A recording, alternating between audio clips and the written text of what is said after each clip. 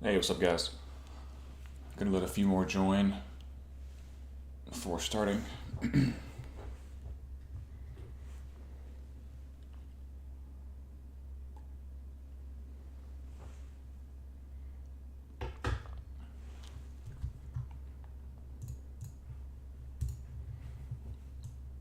Really sick today.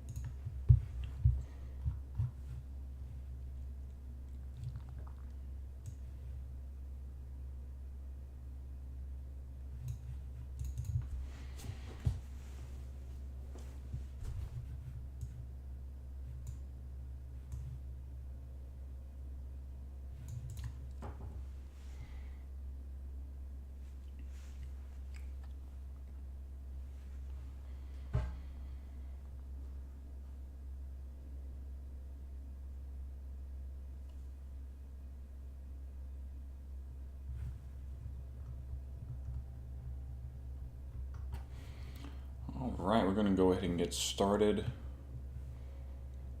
Reminder: any questions, pop them in the live stream chat on Discord. And the pattern that I'm thinking about we can look at today is a pattern I see pretty often, which is whenever we have an opening range and then price goes outside of the opening range, but the moving average stays inside of the opening range. And then basically we get a cross beneath the moving average once price falls back into the range and then hits the other side. So you can see it in this case. Would have triggered right there. There's a trade. Triggered another trade here if the target was the opposite side of the range. And then we get a move down to here. It's like, can't tell if we went outside there or not. We went outside here. There's another trigger.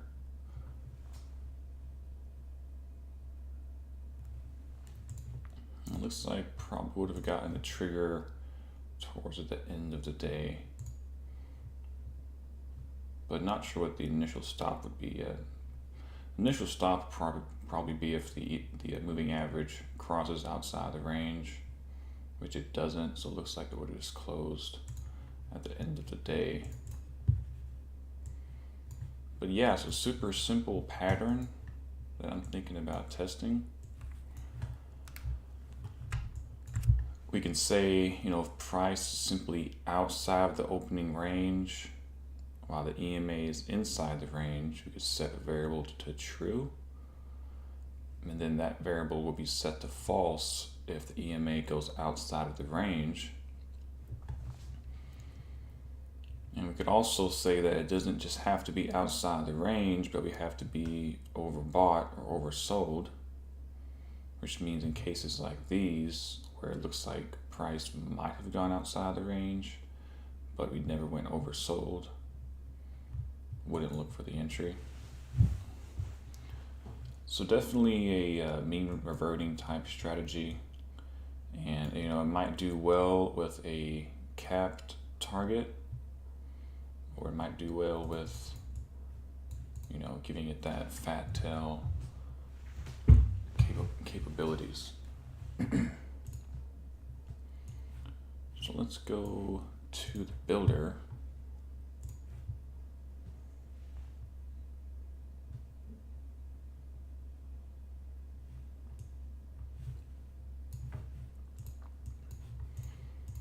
Let's see what we're going to call this one.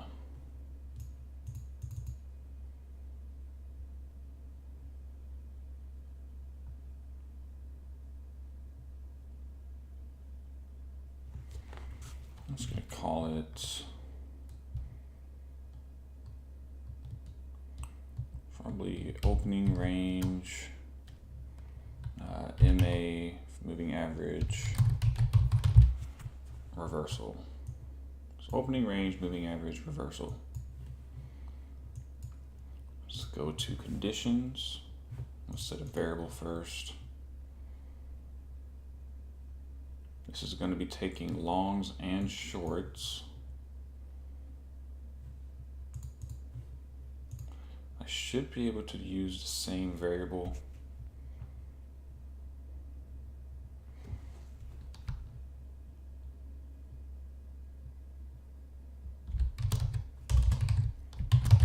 Let's just call it pre-cross, do a double, bull, set it to false.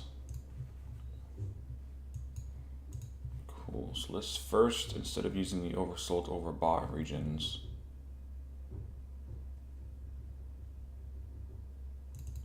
let's say price high is greater than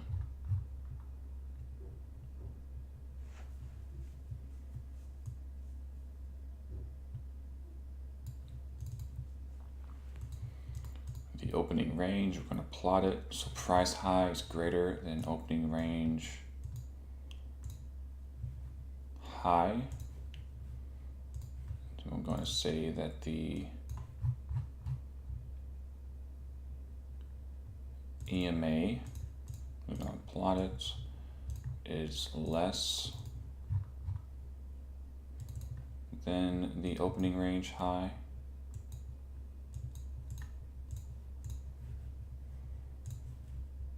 And we're going to set that to true. So we got to think about what sets it to false, which is going to be if the EMA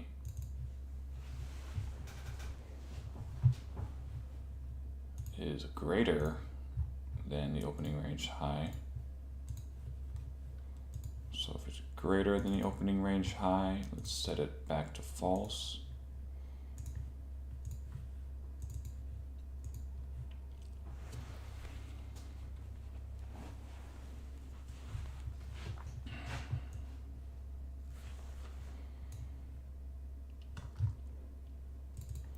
If it's true, so pre-cross equals true,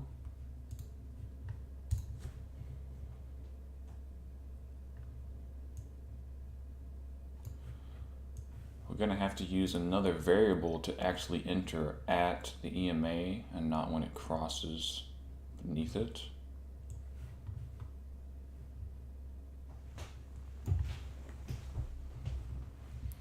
So let's go to our variables and let's call this entry price. It's going to be a double. So if we're true,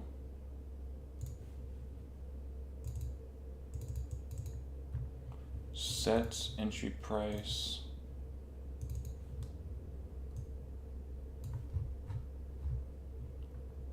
as the EMA.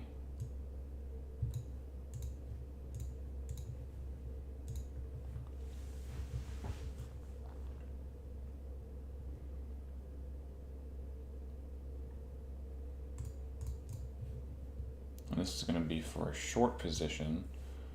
So we need to enter shorts by a stop order. Make that our entry price. Cool.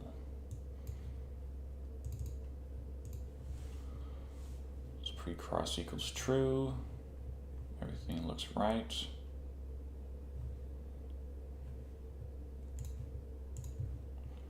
Now, our target, first we need to set our variable back to false whenever we're actually have an open trade. So market position, current market position equals short. Set it to false.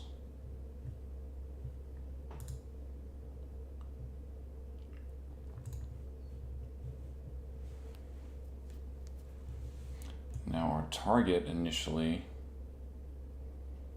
is going to be that opening range low. So we're short. And let's for now just say price low is less or equal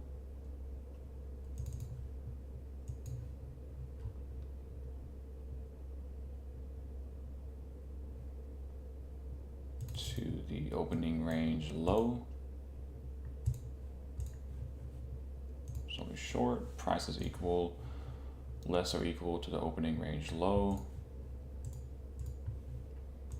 And we'll go ahead and exit our short position. So the high is greater than opening range high. EMA is inside the opening range. Set our variable to true. If at any point the EMA crosses above the opening range high, sets our variable back to false.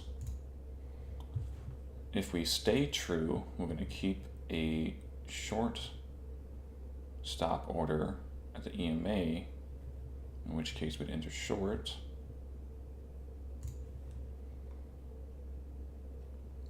And of course, once we enter shorts, our variable changes back to false.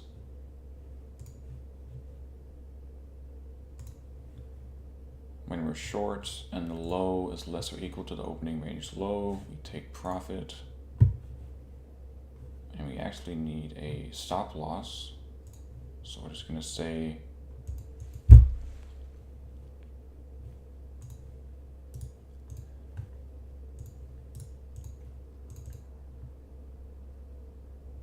if the EMA crosses above the opening range high,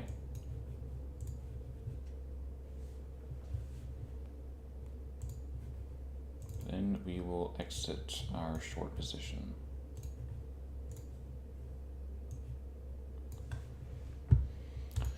So let's just go ahead and make sure that this is working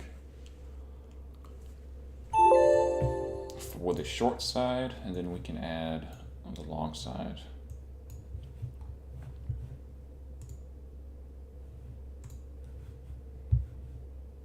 So this is called ORMA reversal.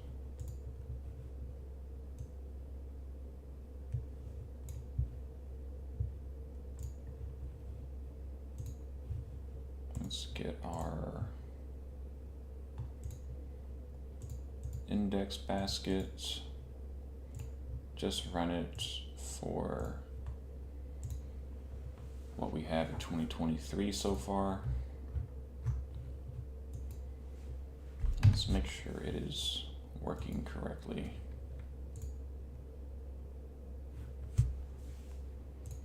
Let's go to NQ.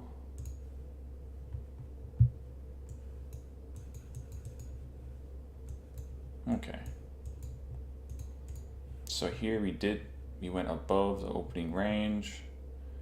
EMA stayed inside. We entered short. We never hit the low. So we ended up exiting once the EMA crossed above the opening range high.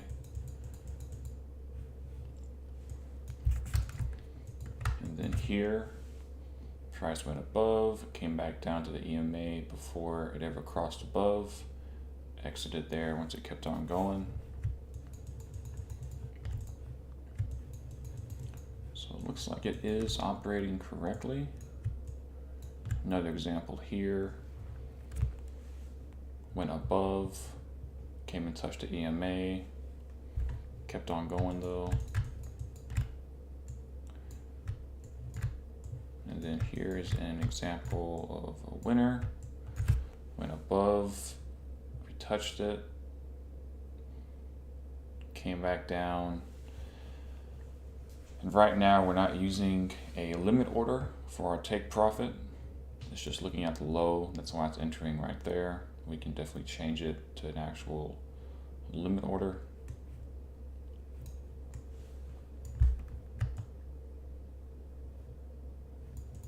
Cool. So let's go ahead and switch that target to a limit order right quick.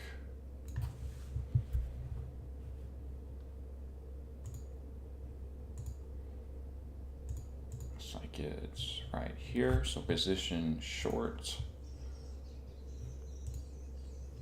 We have to make different variables for each of these. So we're going to do short target, make it a double.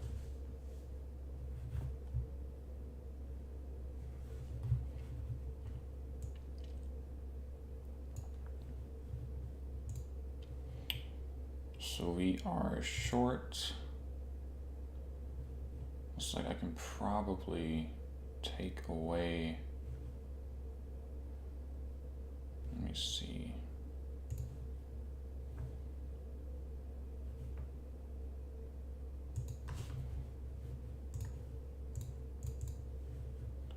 So current position is short. Set our short target as the opening range low.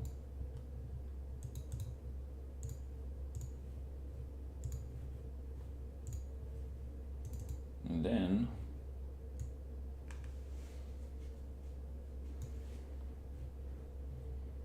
I'm going to exit short position.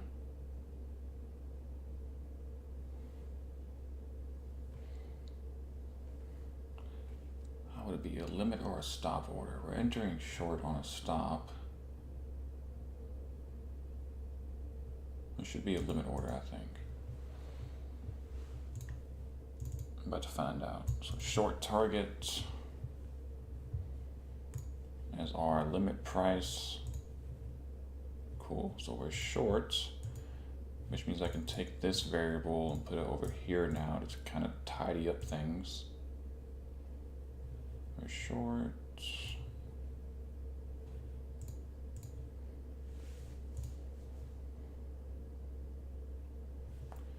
That's our exit for a loss.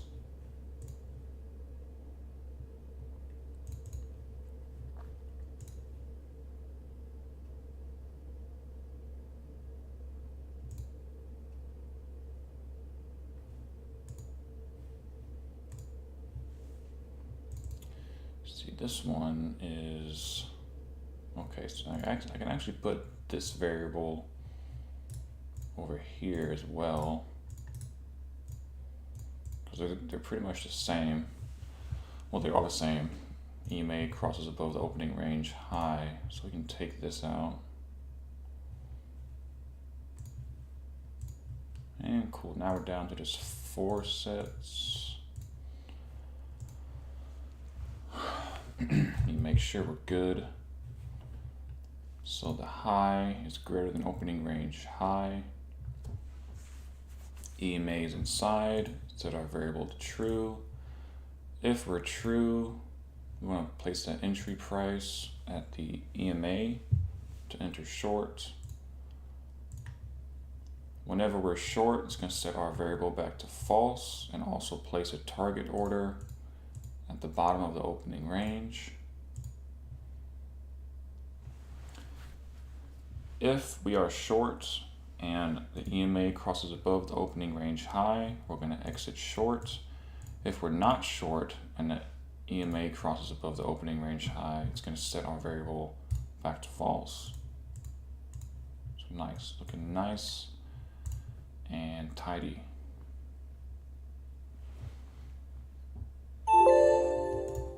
So let us make sure our target is working, just make sure everything's working. Looks like putting us a hard limit order for our target increased our performance. So you can see here we entered short and then we exited at the opening range low. Here we got another trigger. We didn't get any continuation on that, unfortunately, so we got stopped at right here.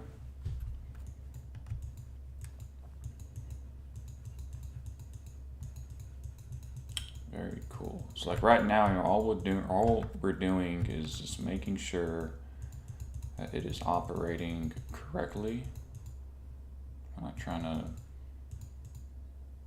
see about any, performance or anything like that.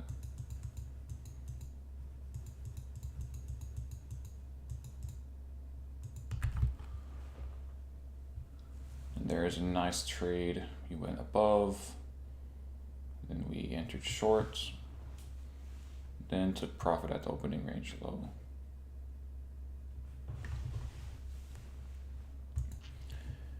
Now we need to build the long side.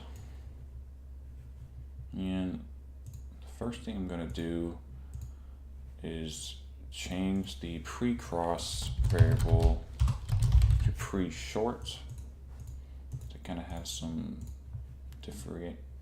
make them different.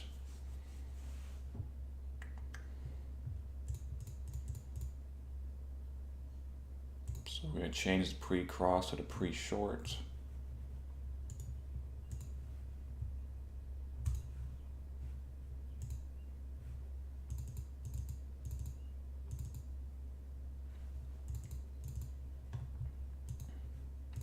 Set pre-short to true. Here we're going to set the pre-short to false. Here we're going to also set the pre-short to false. Take away the pre-cross. Make sure I can take away that variable. Looks like it's not letting me. It freaking loves to do that.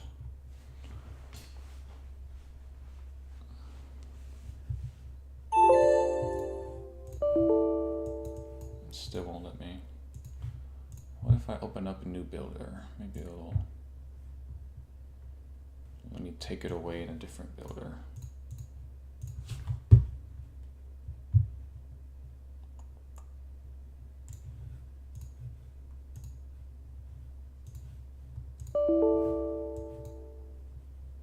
Currently used in the strategy. It is 100% not being used. That's so annoying.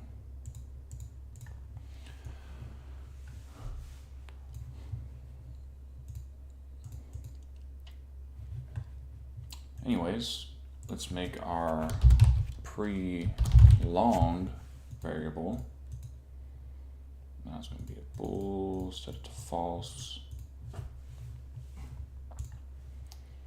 Now we just gotta flip-flop everything, because this is going to be a symmetrical strategy. So let's duplicate the first set. So we had the high greater than opening range high. We're going to do low is less than the opening range low.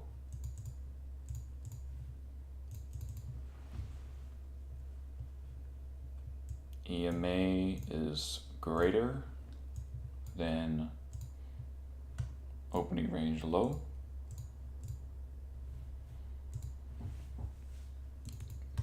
Set our pre-long to true. That's one set down. Duplicate.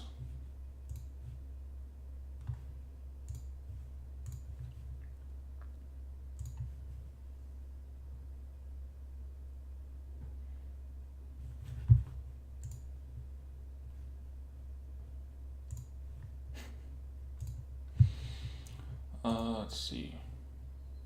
So here we're going to say that our pre-long equals true. Entry price is the same. Which is the EMA.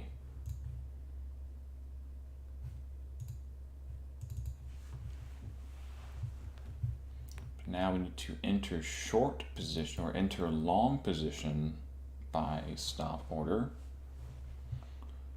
Enter long position by a stop order.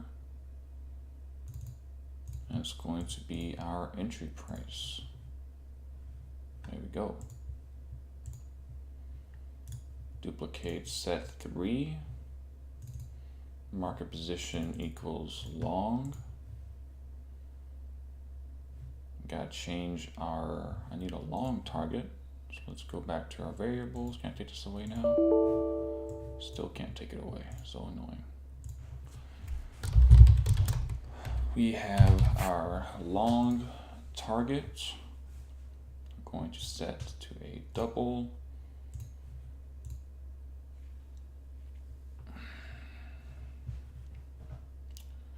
Almost there. Set our long target to the opening range high.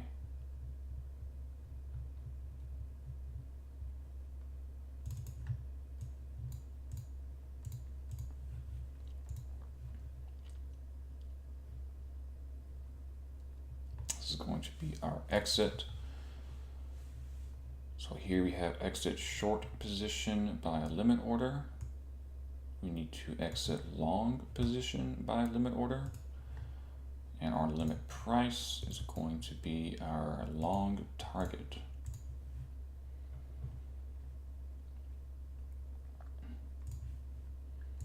And we need to set our pre-long to false.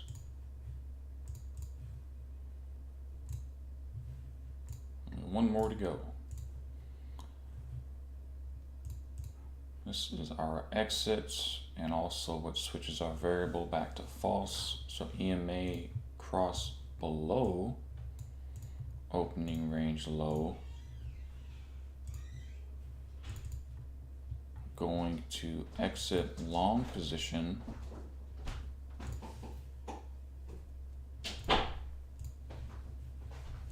I'm going to also set our pre-long back to false.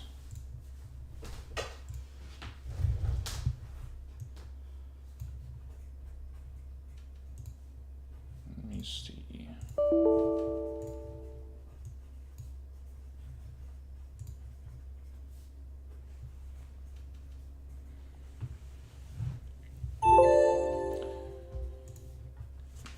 Gold says, can you explain pre-long?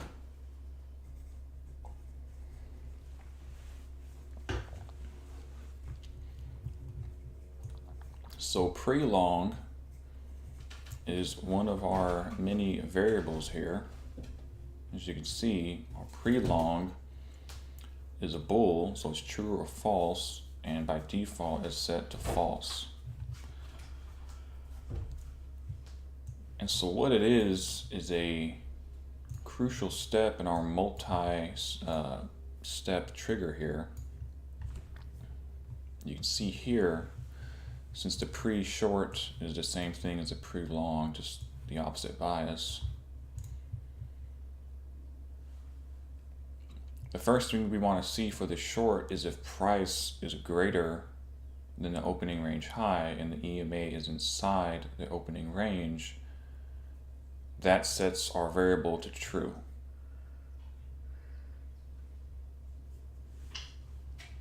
So if it's true, then we enter short at the EMA.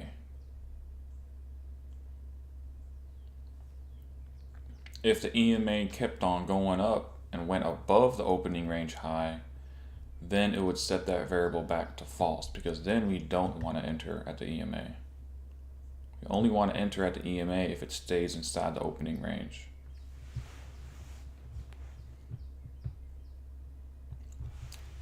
Yeah, so if the EMA kept on going, cross above the EMA or cross above the opening range high, then it would set it back to false. But if at any point, if price is greater than the opening range high and the moving average is inside the opening range, it would flip it back to true.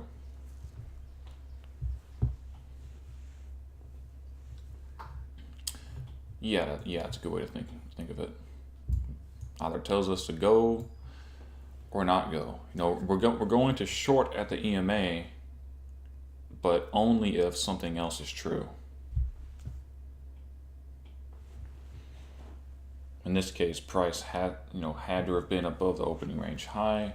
The EMA had to have been inside for us to then short at the EMA. So I think we are good. I think everything is ready to go. Let me go ahead and compile again and look at the chart.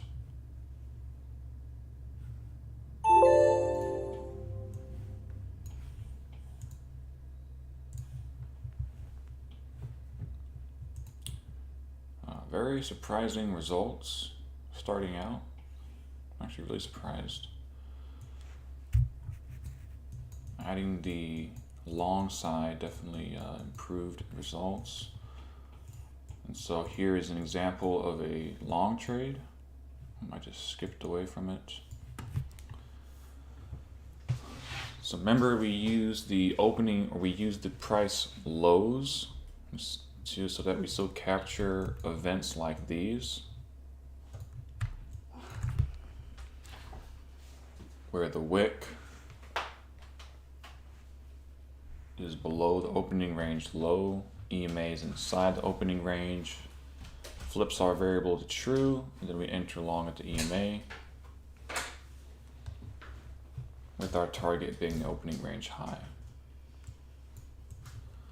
So looks to be operating correctly. Let's look at some more trades. So here's another example of a long. The price low was beneath the opening range low, entered at the EMA, exited at the opening range high.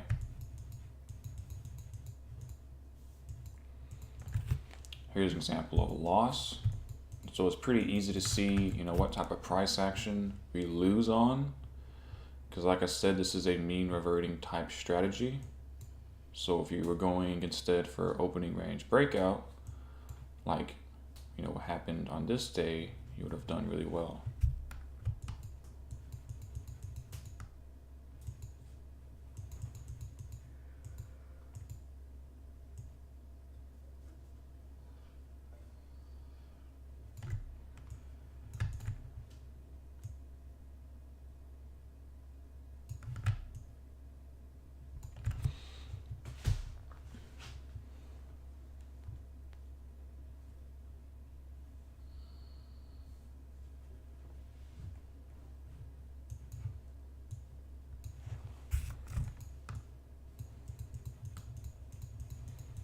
Yeah, the only range we're looking at is the blue range, not the other range. That's the pre-session range.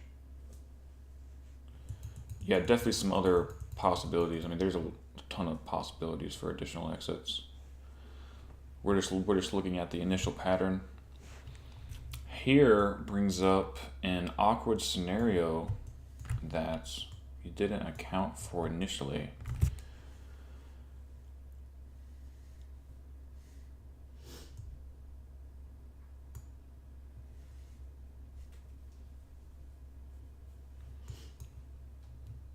We actually entered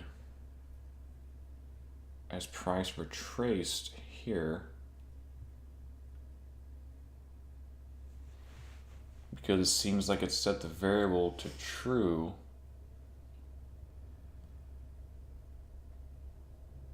right here. Okay, so it's a really awkward scenario.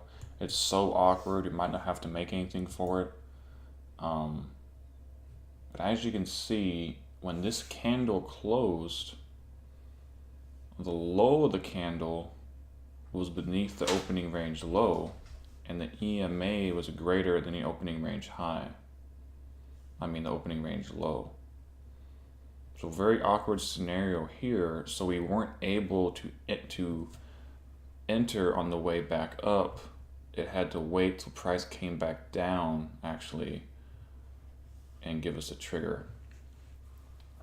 So a really simple remedy for this kind of anomaly type of occurrence. Basically, for it to set our variable to true, let's look at the long side. So the low is less than the opening range low. EMA is greater than the opening range low. All we have to do is say that the price high is less than the EMA. That way it'll guarantee correct gold. It'll guarantee we always get that entry on the way back up. That's why it's really important to look at the charts, look at a bunch of entries so that you spot out, very awkward scenarios. It's better to find them now than whenever you're, trading it live. So price high is less than the EMA. That's for the pre-long. Now for the pre-shorts,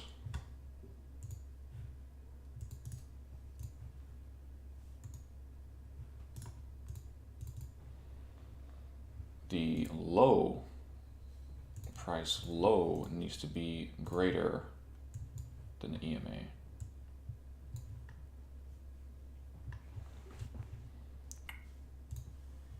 Let's go ahead and compile that.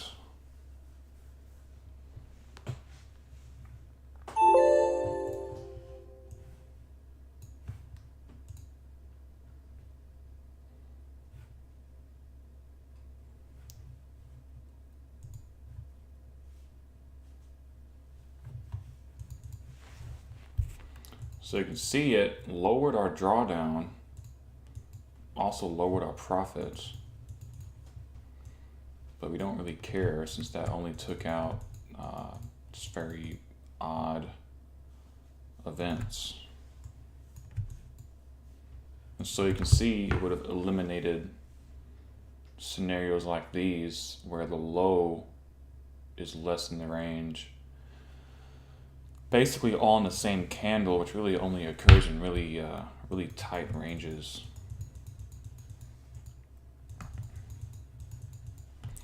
Let's look at a different product. Let's look at NQ, let's look at a few more trades to make sure we're operating correctly before we start looking at other time frames and all that good stuff. Now obviously you can see with situations like these, there's a lot of fat tail potential and just complete reversals to the upside or to the downside, and we can definitely incorporate that. But that's stuff like that is going to be apart from the initial pattern.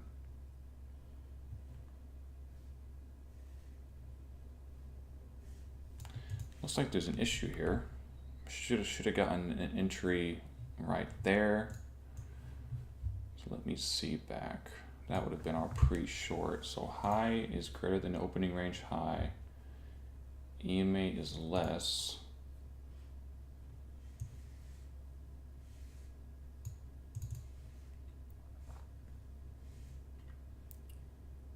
And price low is greater than the EMA.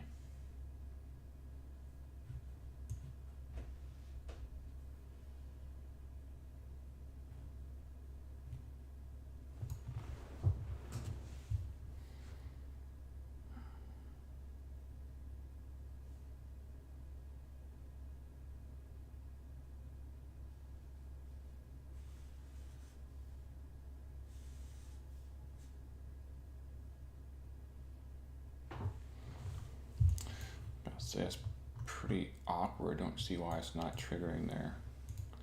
Let me remove this and come back to this chart on the NQ to make sure it's, just to make sure that it's this rule that's causing the issue. So let me remove.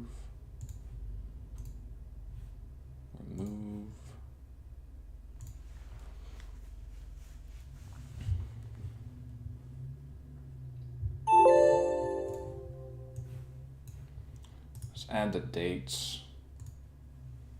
So show date range.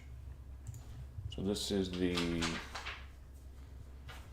14th on the NQ. Let's go back to the NQ. Let's go to the 14th.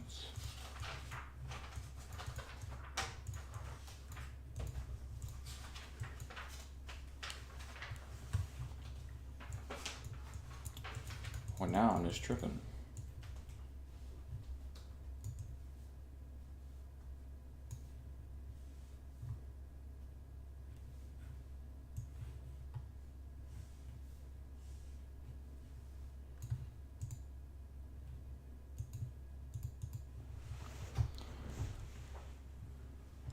High is greater than the opening range high.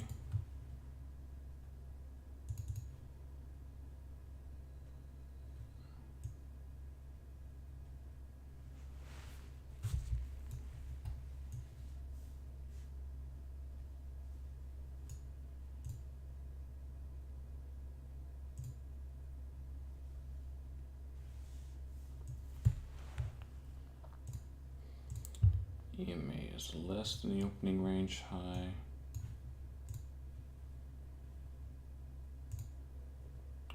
Oh, that's why. Our pre-cross, I never set to pre-short.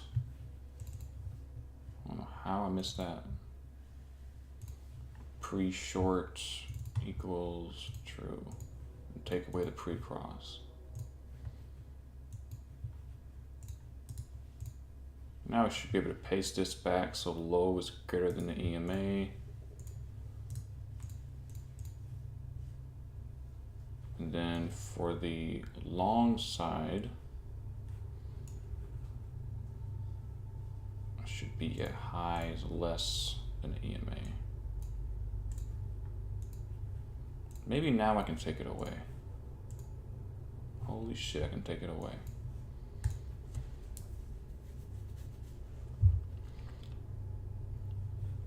It's all making sense now.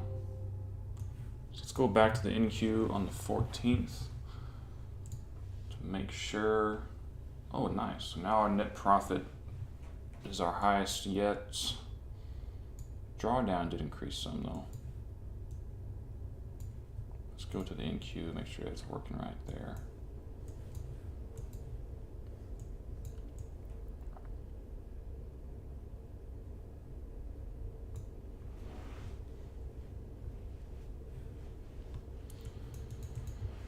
Pre-cross wasn't being used anymore. We changed it to pre-short. That was the issue. Okay. Now we are in business. Looks like our system is performing correctly.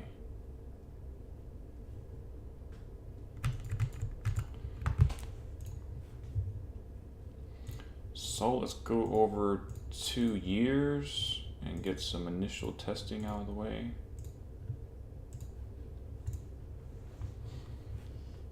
I'm going to start off with the, well, I need to add one thing first. We are playing with the opening range.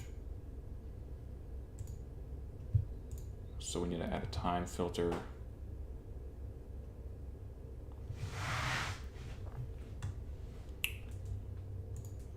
Target, where do we enter shorts? So let's do time.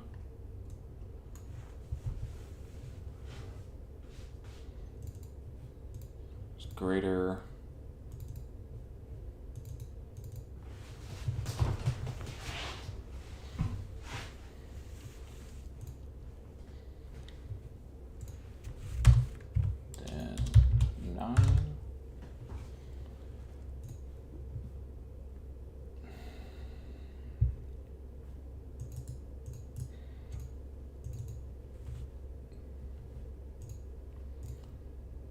less than 4 p.m. So I'm going to add that onto the initial set. That changes our variable to true as well, just for good measure.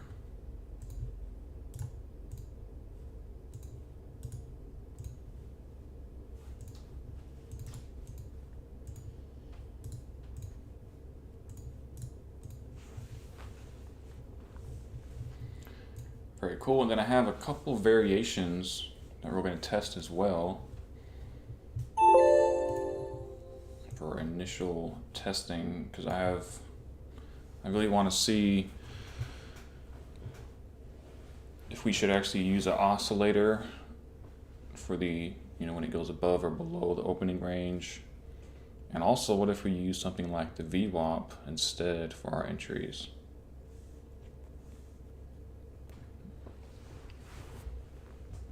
Gold has a question at the time filter.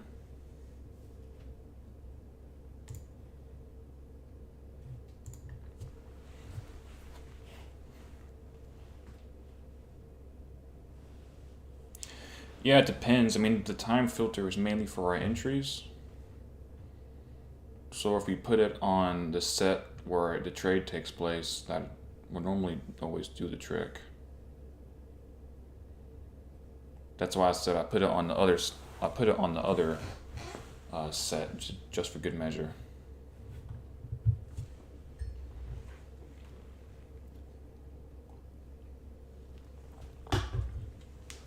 So, like I was saying, some pretty. I'm gonna test out some different variations for this. I will do it just on the indexes, or actually maybe not the indexes first for the initial. But let's see what we're working with. So we'll start with the 1 hour. I do want to have just one parameter, so it's going to be a very tight optimization on the EMA.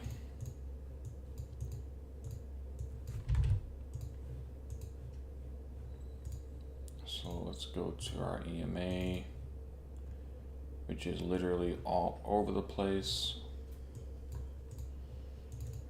Cannot miss one. So we got EM1.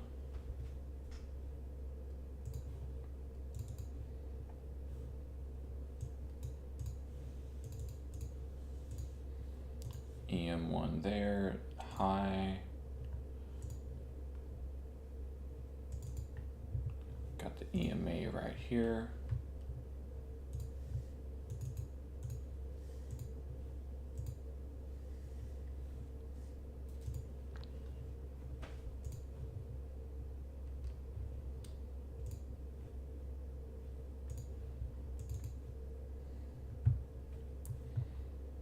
Got some more EMA action.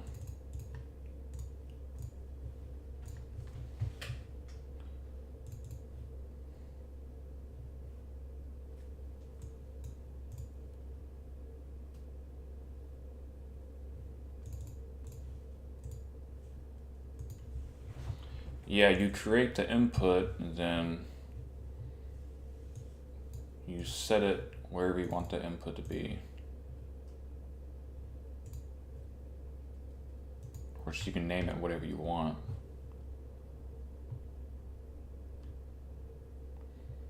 You could, name the input secret sauce, and then people won't know what it even is. They'll just think it's the secret sauce input.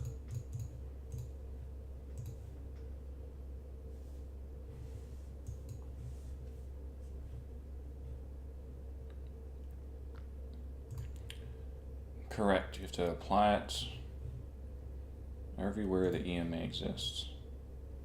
That's why you have to make sure that you don't miss one,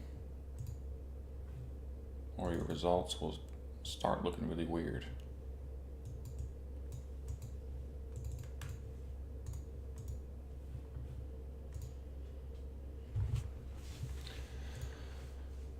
This strategy is a little more complex than the ones we've been making, but it's also short and long.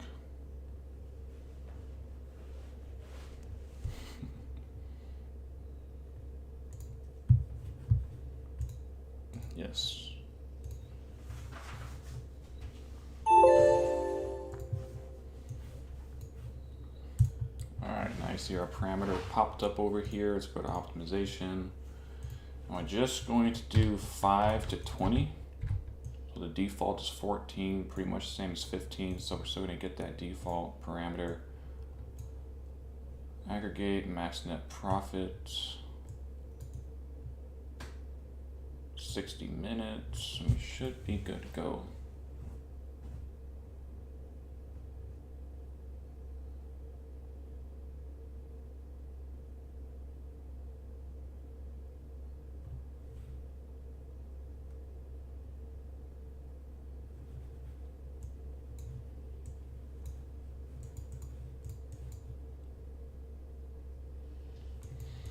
Not much going on the 60 minute. Let's go down to the 30 minute.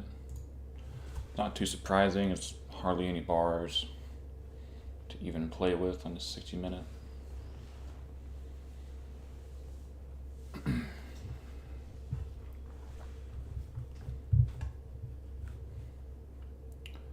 Pretty good results here on the 30 minutes. And a surprising number of trades. It is 2 years though, I forgot it was 2 years. 30 minute, not too bad. Let's go down to the 15.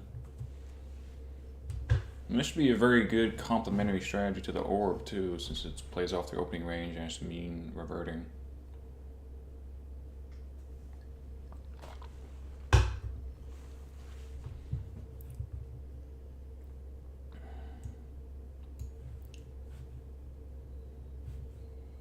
I don't think that beats the 30 minute.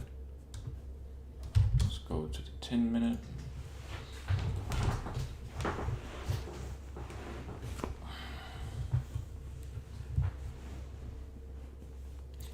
And this is the fun part. Making a shit in the builder isn't that fun.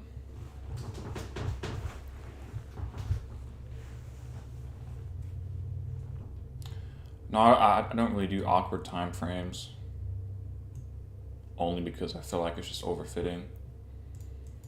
I just stick to the regular time frames, with the exception of intraday time frames because they differ so much. Yeah, the 5, 4, 3, 2, 1. But I'm not about to be like, you know, system does awful on the 20 minute, but it does great on the 21. So.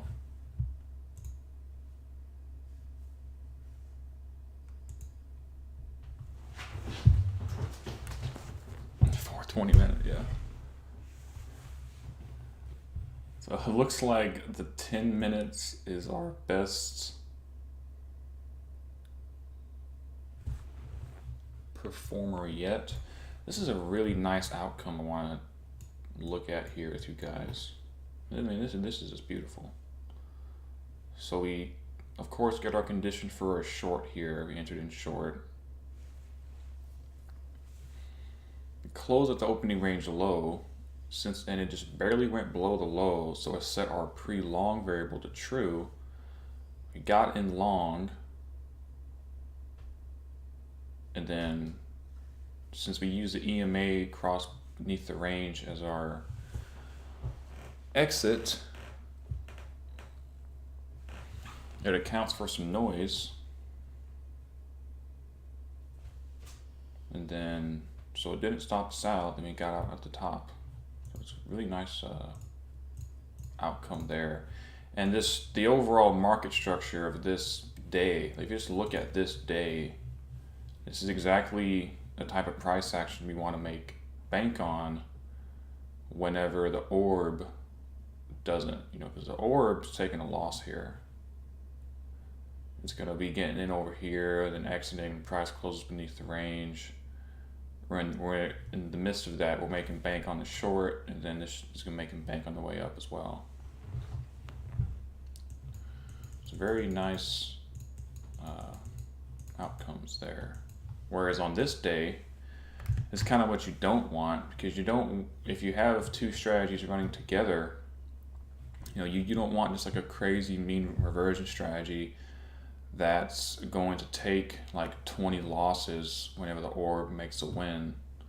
So you can see here, the orb would have made bank crossing above the opening range, whereas we didn't even get a trigger on our mean reversion.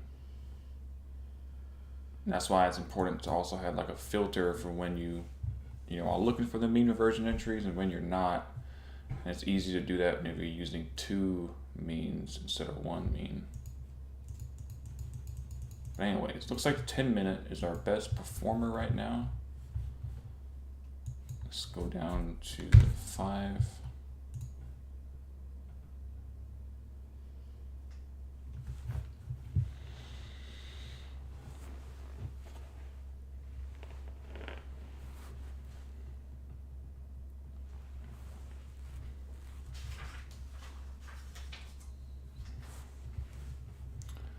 Looks like things got a little too noisy on the intraday time frames.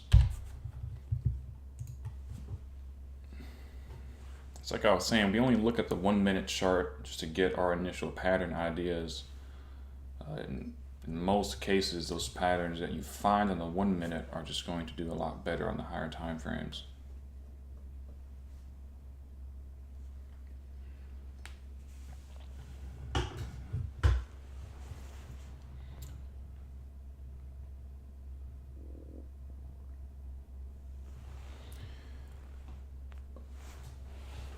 Yeah, the trade count's being heavily affected here since we're optimizing the EMA.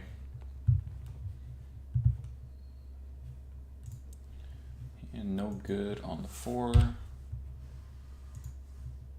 Let's go to the 3.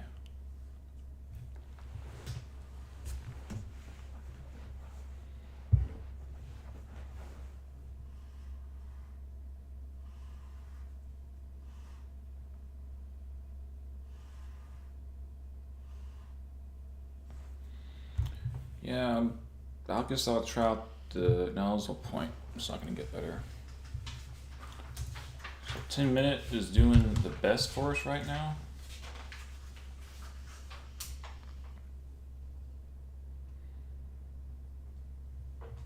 So this is our best results.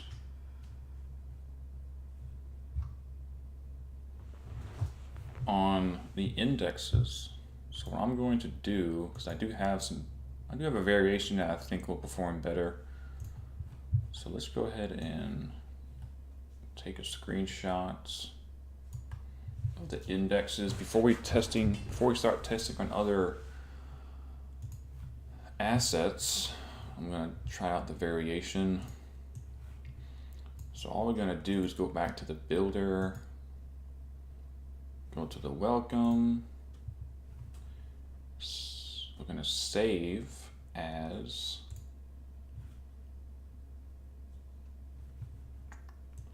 where is it?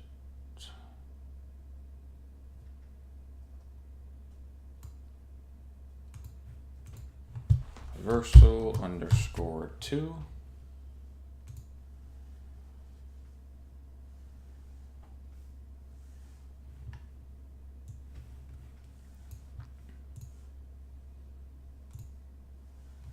Cool. And let me just go ahead and tell Samuel, are you on the stream?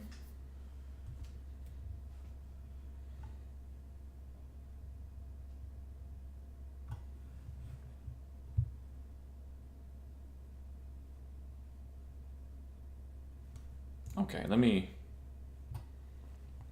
tell you real quick what the pattern is that we extracted from the 1 minute, just so you're on the same page. Where did my chart go?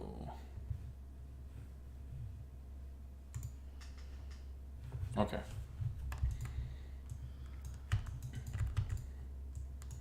So real quick, the pattern is simply if price goes above the opening range high and the EMA stays inside the opening range, we short the EMA with a target at the opposite side of the opening range. So here we're below the opening range low, EMA is inside the opening range. We take a long at the EMA, targets at the other side. Here's the short to the other side. And so we use a variable where if price is above the opening range high and the EMA is inside the opening range, we set that variable to true. However, if the EMA crosses above the opening range high, then we set that variable to false, okay? So the EMA has to stay inside the opening range for us to take these mean reversion trades. Now this is pretty much the same concept that I use with any mean reversion type system, because it's a lot easier to use two means instead of one, to where if one mean is beyond the other, then it basically tells you to not take those trades. Because one of the biggest drawdowns of mean reversion strategies is they can just take an absolute shit ton of losses. So you need to have something to tell you to not take those trades. So yeah, very simple pattern. It's doing great on the 10 minutes initially, and now I'm going to make a variation of it. So it's kind of two variations, and the first one we'll use is going to be the same exact thing, except instead of using the EMA, we're going to use the VWAP. You can see the VWAP here on the chart. So I don't really think the VWAP is going to do better, but we're going to find out real quick.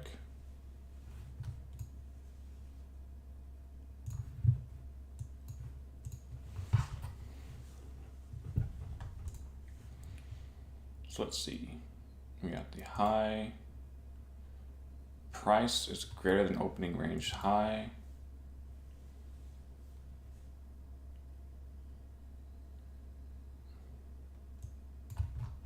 So now the VWAP should already be set. Yeah, session VWAP.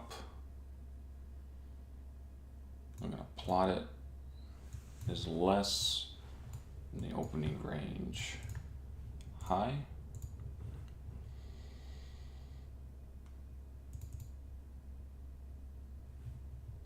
So I'm just gonna save my voice for this one. Just anywhere the EMA is, I'm just putting the VWAP in. So just give me 1 minute.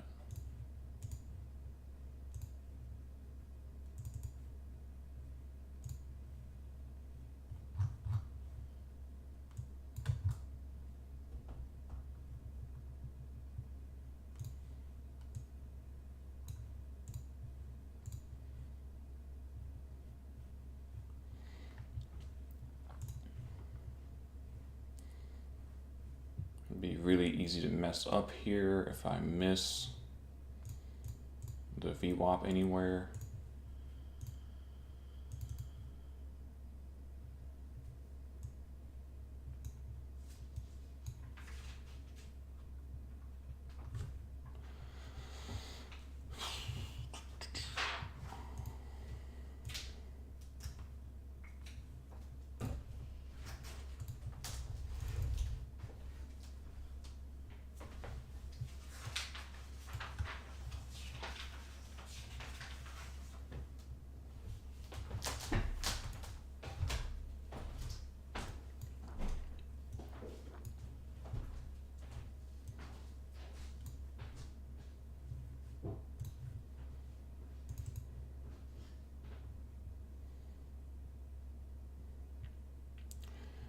You do not have to ditch the parameter.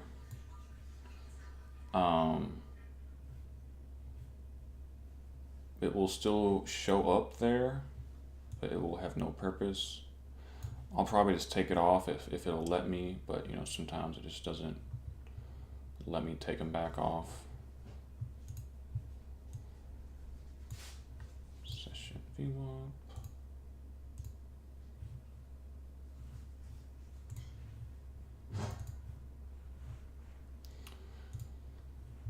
EMA is just all over the place.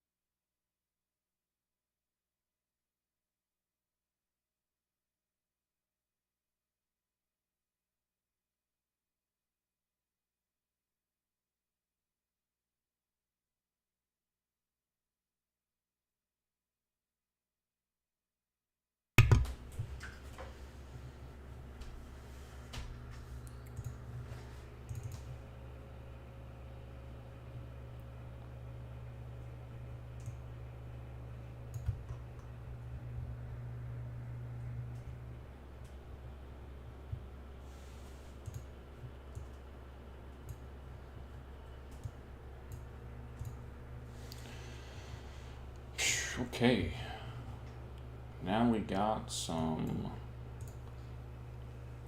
VWAPage going on.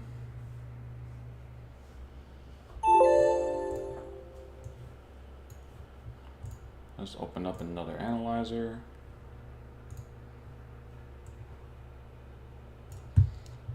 Nothing to optimize with the VWAP. This EM1 input is serving no purpose. Let's go to our baskets. 60-minute. Past 2 years, or 21 through 22.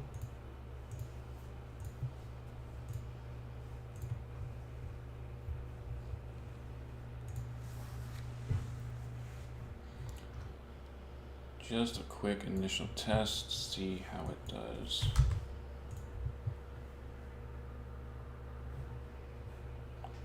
Not bad on the 30.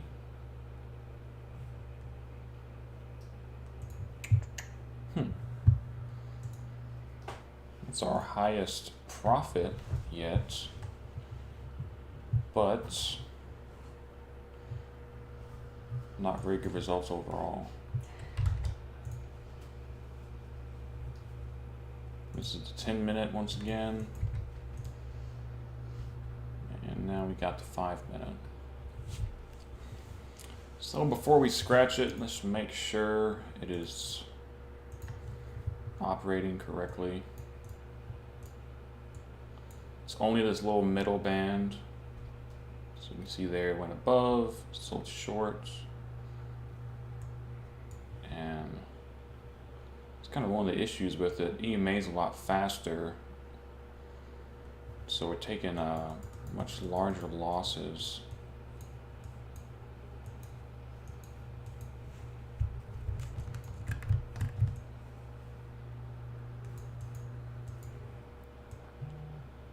Okay, here's a short, or here's a long, and below the range, back above it.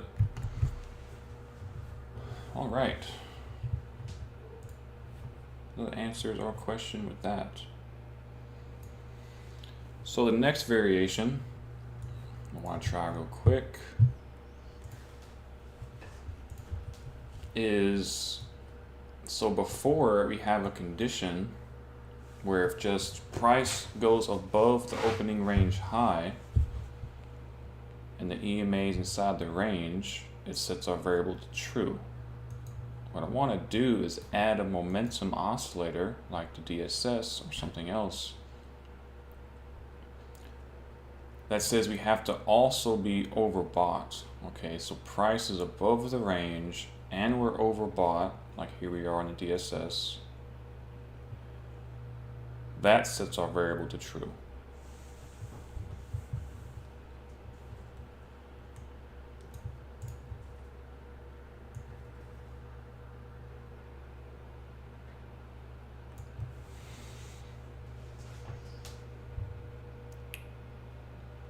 So let's go say here. I'm going to go back to I'm going to save the original one as version 3.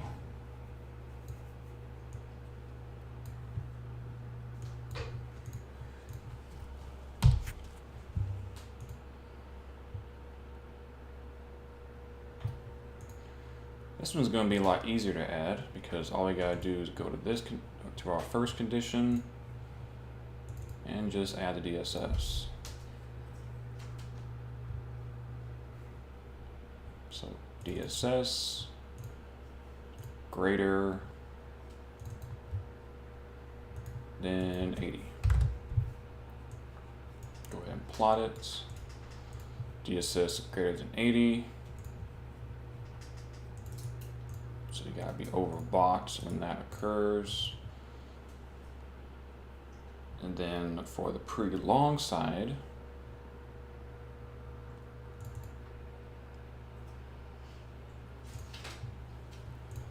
DSS is less than 20.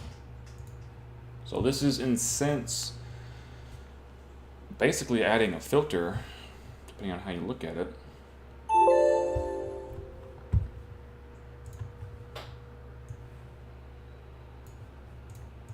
It's more so using the oversold and overbought ranges as a leading indicator and not just price being above the range. So that opens up some other doors. You know, do we even need to use the opening range high? Could we just say if DSS is overbought while the EMA is inside the range, look for a short on the EMA? You know, so in a sense, we don't even need to use the opening range high, and we might use that variation as well. First, let's see if the DSS improves our results for our third initial variation. So let's do our 5 to 20, include commission, aggregates.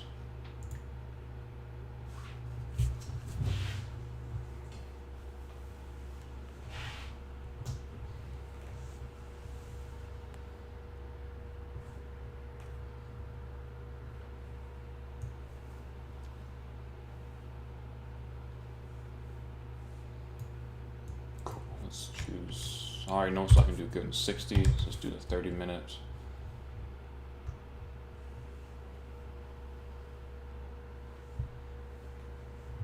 Oh, my bad, that's typo.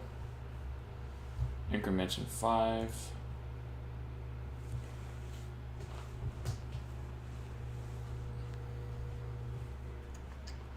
So it definitely did improve results on the 30 minute.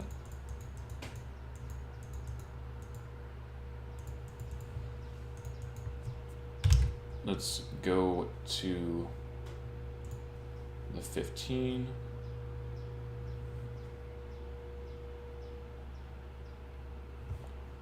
No good on the 15.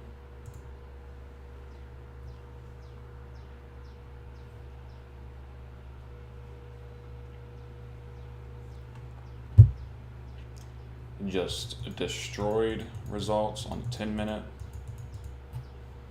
You make sure it is even operating correctly.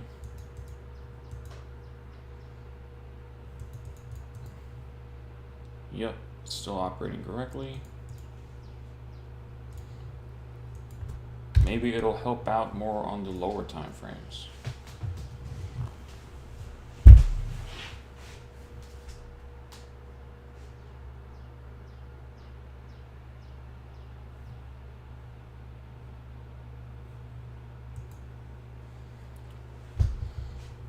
seems like it did a little bit.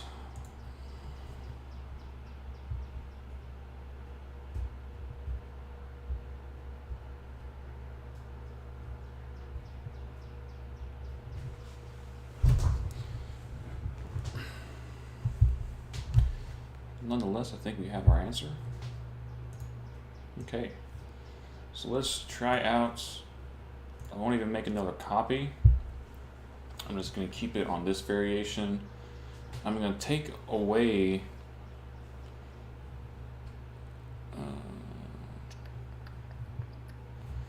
not sure what you're seeing, gold. It definitely doesn't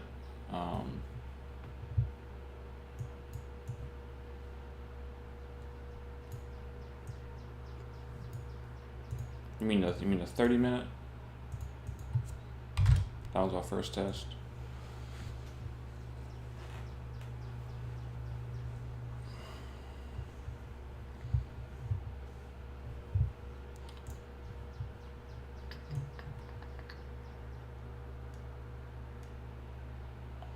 Let's see a closer look.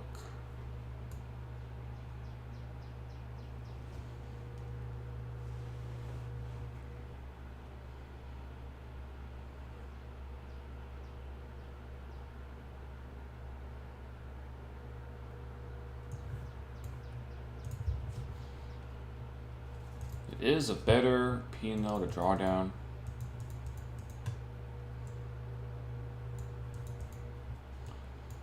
Drawdowns less, but also the trades are a lot less. Let me just check it out. I have a hard time seeing this pattern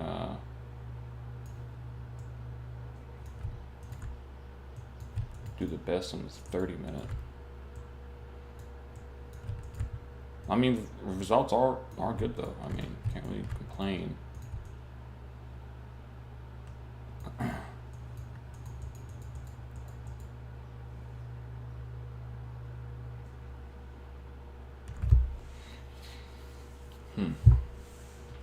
See, the potential risk on the 30-minute is a lot bigger.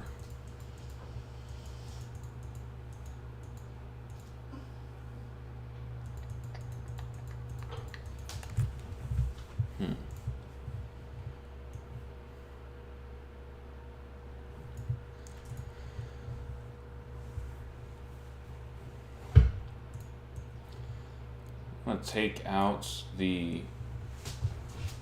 it having to be above or below the opening range factor and just look at the oversold, overbought in the DSS. So we can take off the high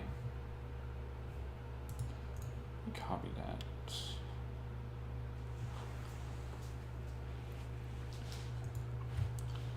So what it's saying is if the DSS is overbought and we're inside and the EMA is inside the opening range, then that sets our variable to true.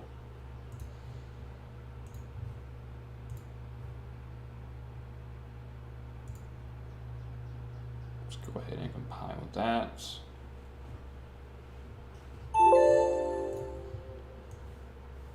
And I feel like it's probably going to give almost the same results on the 30-minute because I don't really see a scenario where 30-minute will be oversold and inside the opening range, since it's using the 30. It's like the first bar on the 30-minute chart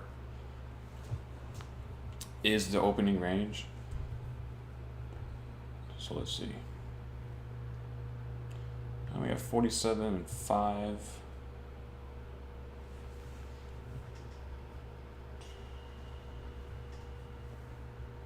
Yes, pretty much same results, slightly worse. Let's check out the other.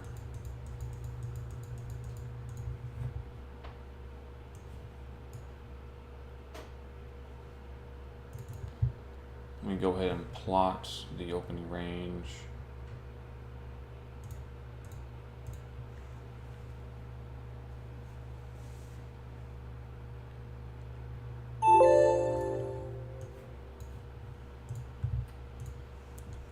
the 15-minute.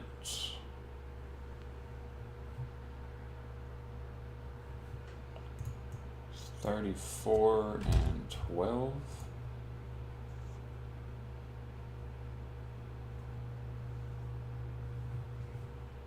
No good on the 10.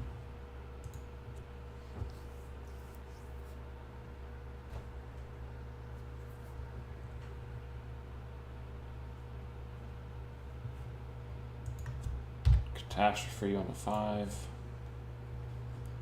Probably gonna be the same story on the 4.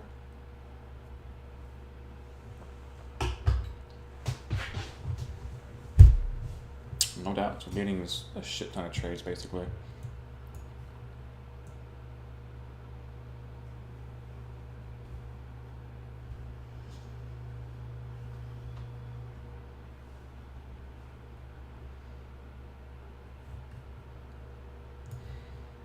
Right, so what we're gonna do is we're gonna add back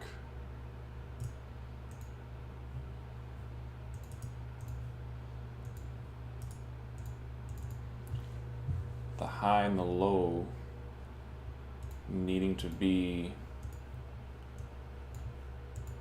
beneath the range.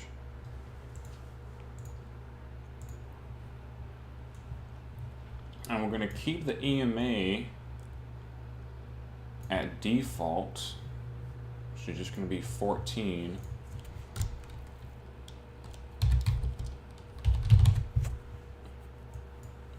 And now I want to see about the DSS.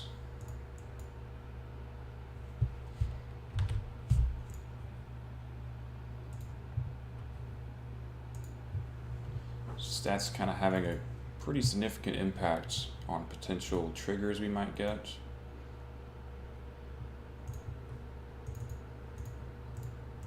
And set the parameter on the DSS.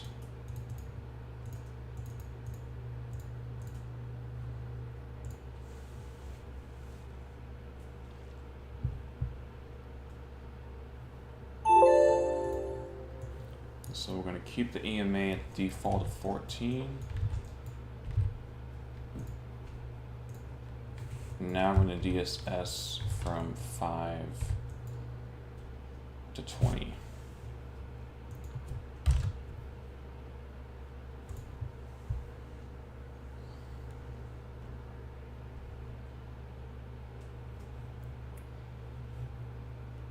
Pretty good results on the 30 minutes.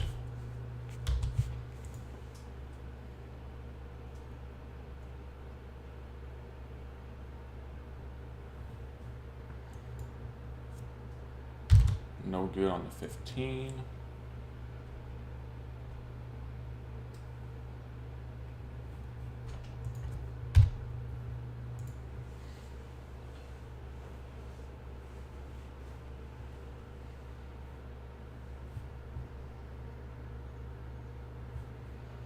All right.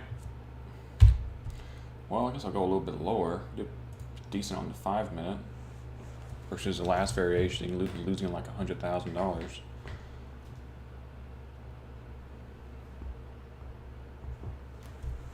Okay. So, looks like our initial variation is going to take the cake. There's really a lot more variations you could come up with. It's a really simple concept. But yeah, our first variation here is using the 10 minutes.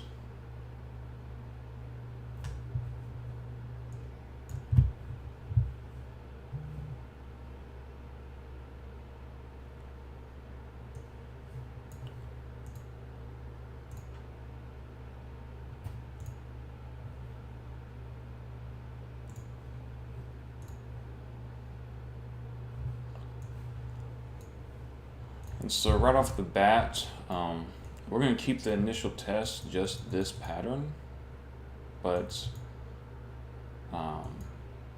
definitely,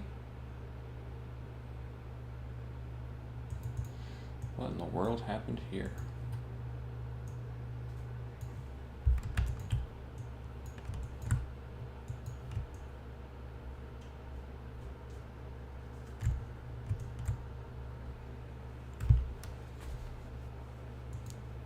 EMA crossed beneath.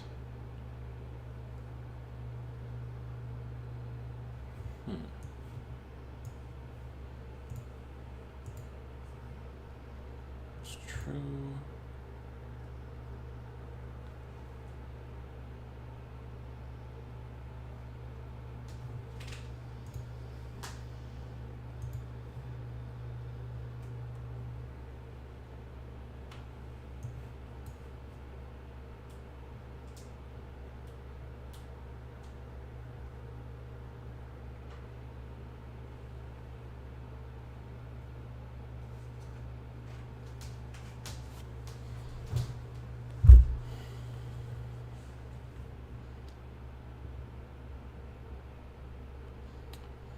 Something about how this entry is delayed. It's almost like it waits for 2 bars for the EMA cross.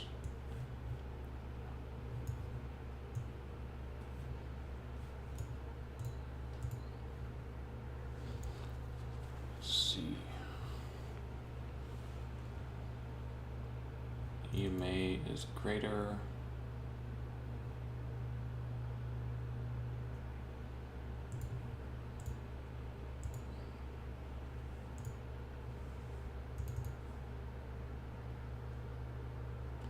So I think instead of using the cross below the opening range to invalidate it,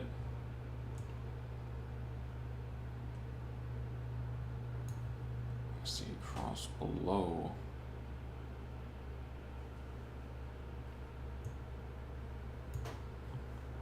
I think I'll need to do the 1 bar go.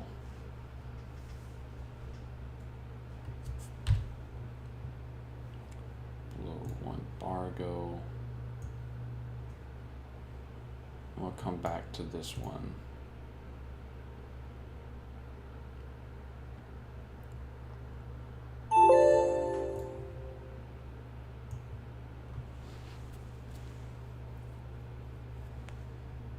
Or actually, I don't know why I'm using a cross. There's no point in using a cross. All I have to say is EMA is less.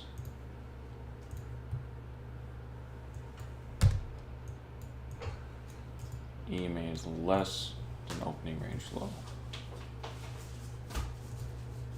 Same way with the shorts.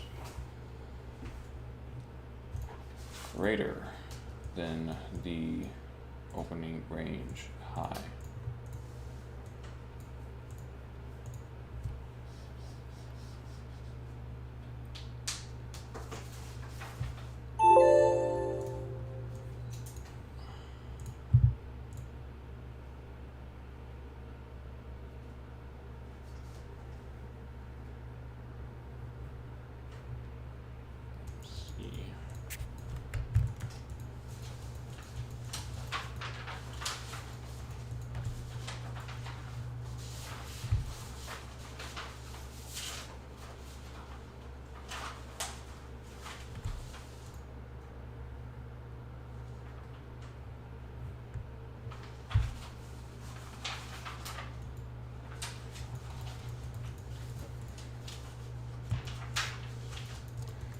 I'm not sure what you're referring to, Gold,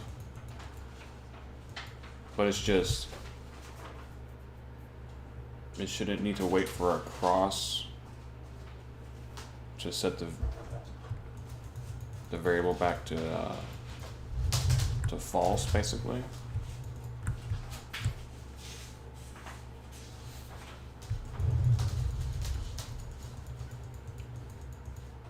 Yeah, there was just no point in it waiting for a cross.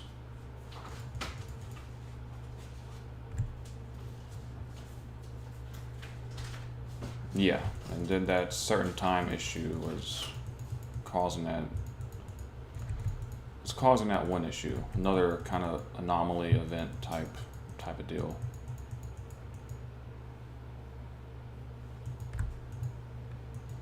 Cool. So let's run our test a few more times, because that did give us a different parameter.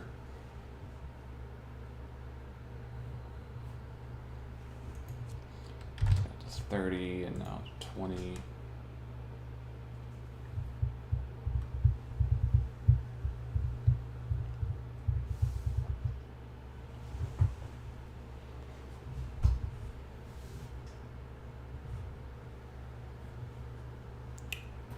$58 on 15.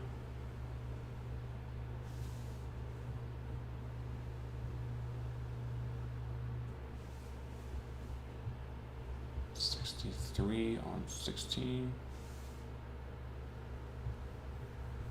No, not any good.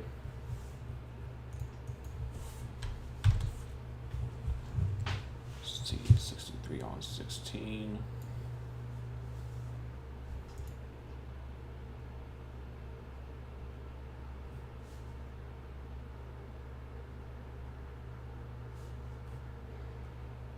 Okay, so the 15-minute is better.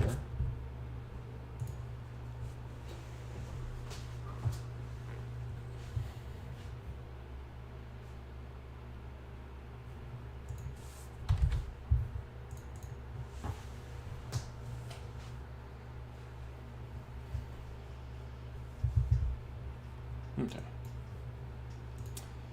And just out of curiosity, I want to see what it might give with a much higher time, much higher period EMA. So it's already choosing 20, so let's just run it 10 to 100 increments of 10.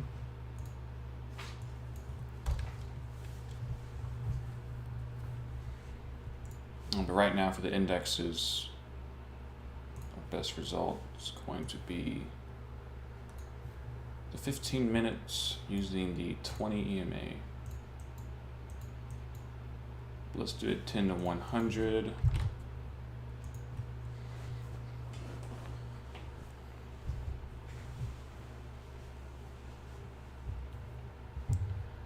I mainly did that because it was choosing the 20, which was the highest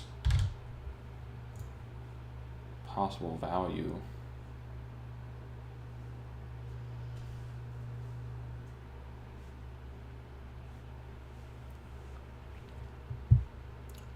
$58 on 15.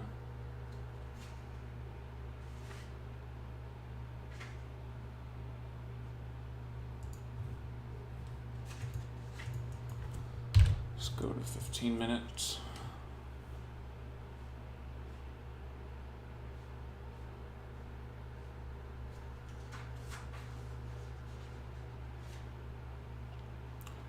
So it did choose a higher period, and it did perform a lot better.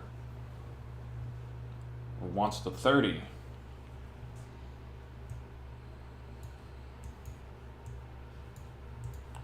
Not too shabby. Let's choose a, let's go ahead and screenshot that.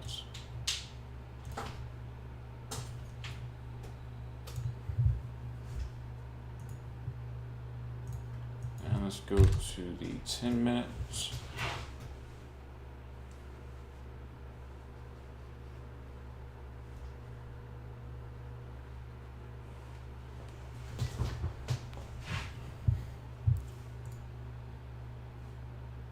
So it's not really too much of a surprise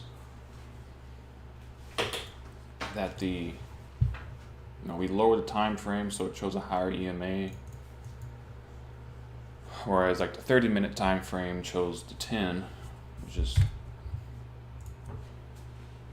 just that noise factor. Let's see what it chooses on the 5 minutes.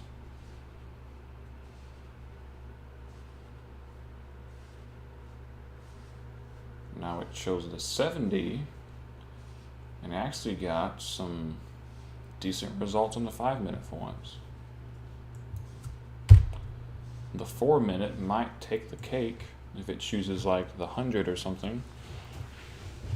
Good old 100 EMA.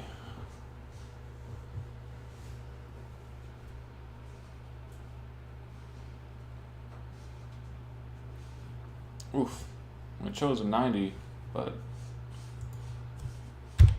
did not take the cake. We'll try the 3 minute.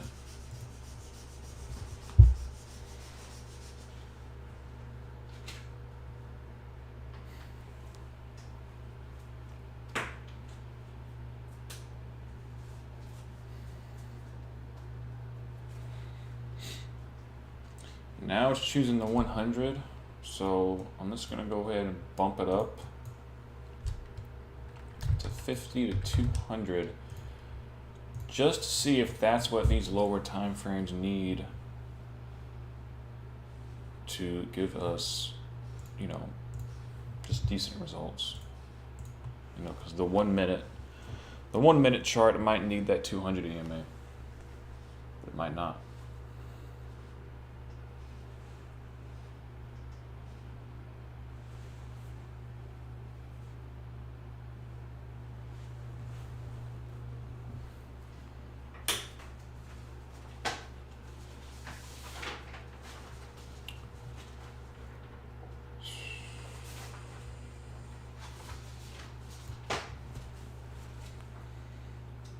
Now this is basically me compensating for a variable that I didn't even think about initially.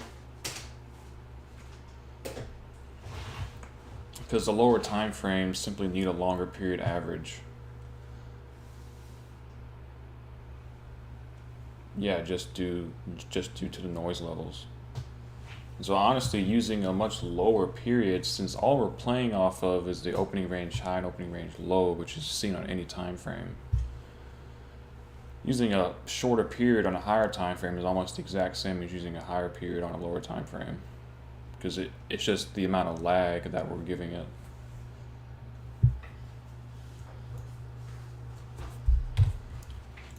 Let us choose the 2 minutes. Let's see what the best results are right now.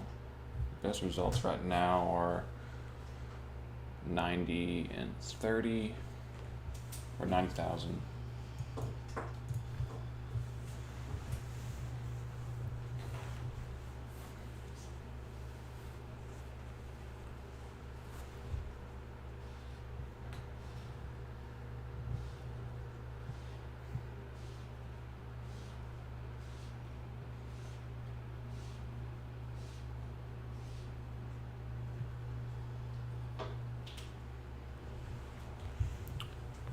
Oh, I just would love to see that drawdown get lower. Sure enough, the 2 minute shows a 180. I mean, it's good performance for that many trades. I mean, paying 10,000 in commissions. You can check out the equity curves just out of curiosity.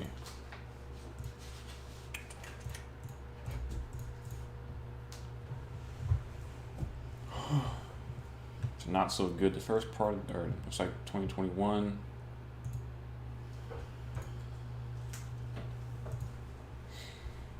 Yeah, it just seems like the system did a hell of a lot better probably in 2022 versus 2021. So let's go to the 1 minute and see if the 1 minute will give us the ultimate sauce. Yeah. 2021 not so good.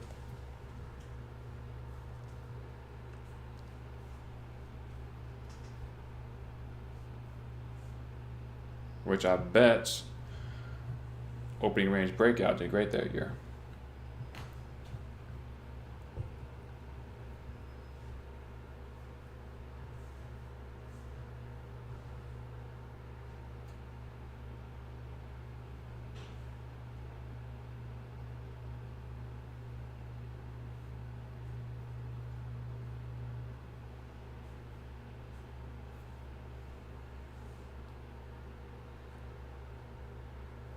All right. 1 minute, no bueno. Let's go back to the 15, and we had the 30. Okay. So these are the results for our index baskets. So let us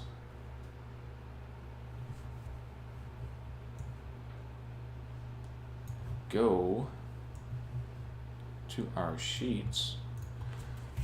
OR, what's it called again? It's MA reversal.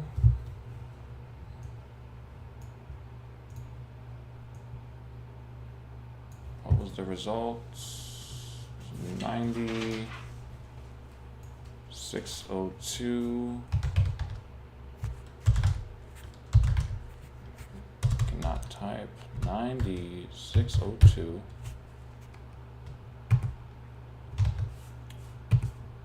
I didn't do the formatting on all of them. Let me do that real quick.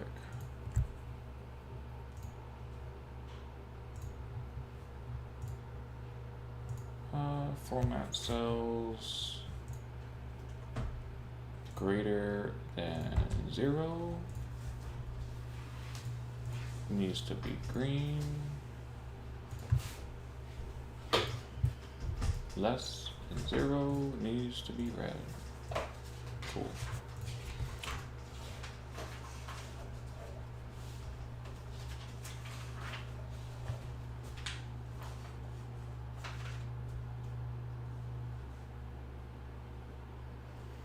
Correct, gold.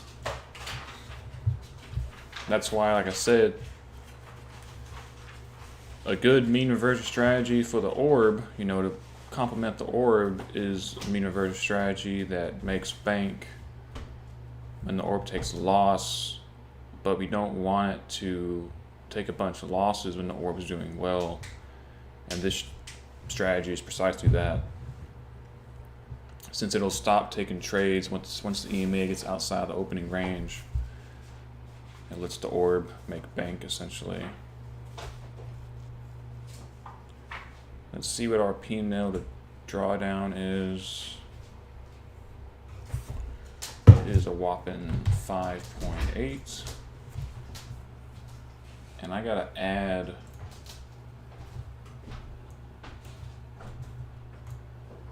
another row in case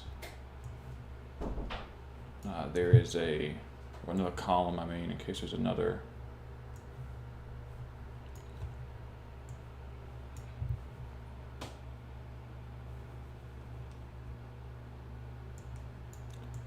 It is glitching right now.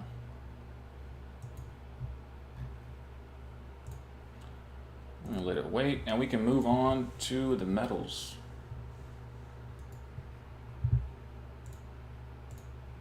So I'm going to add some more contracts to these baskets, but right now it's fine. So let's we'll just keep it at 10 to 200 to the 30 minutes.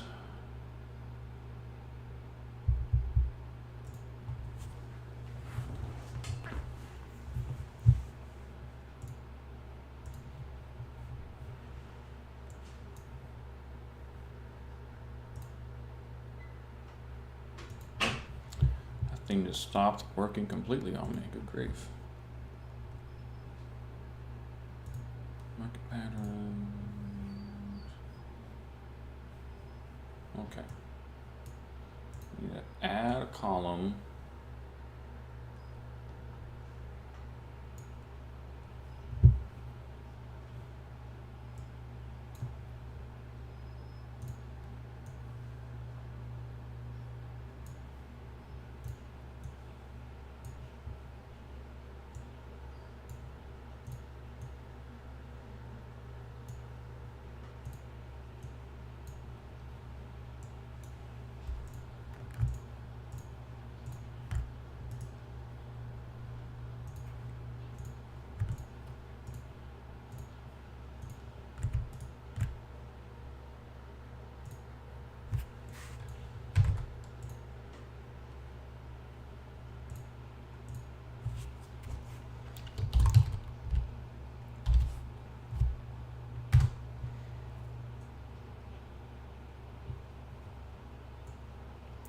In case we have a parameter, definitely shouldn't be more than one for any type of initial testing.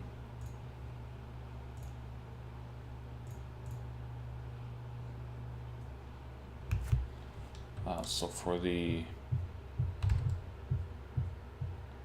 indices, it was 30.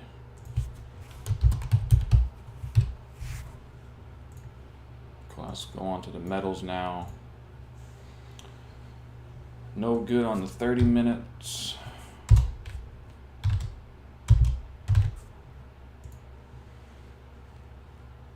Let's hop on down to the 15.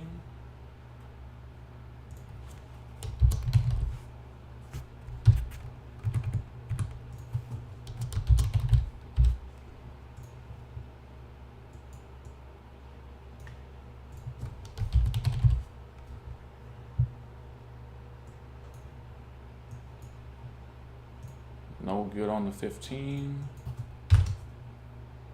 How about the 10?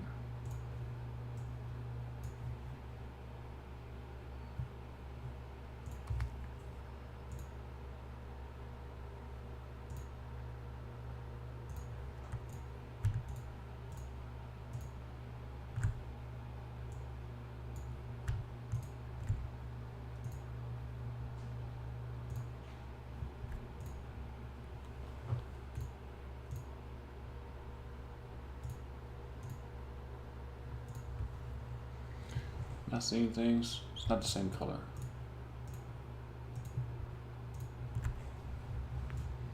I think it's a shade darker. Oh my gosh, I'm seeing things. What's going on?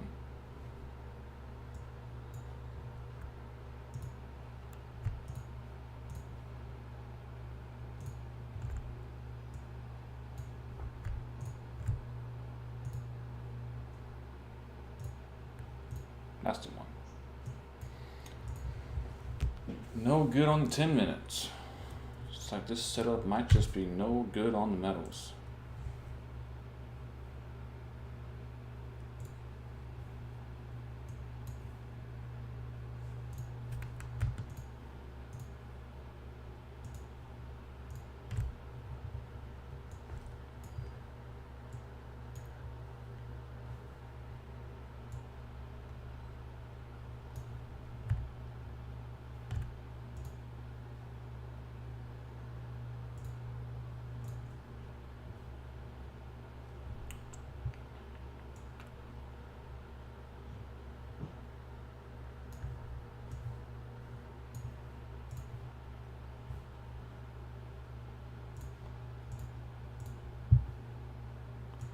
Let's see how it looks on the chart.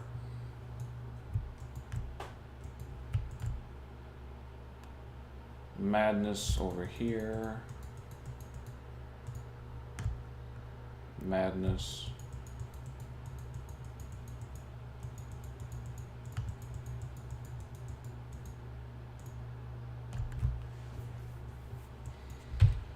Check out the 4 minutes.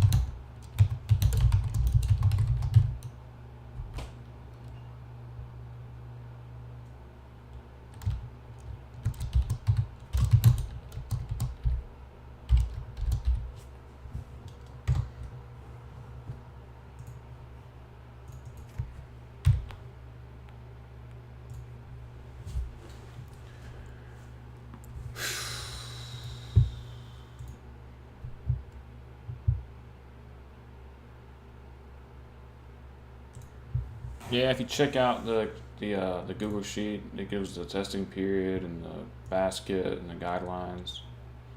You know, it's got it right here. Big speech bubble.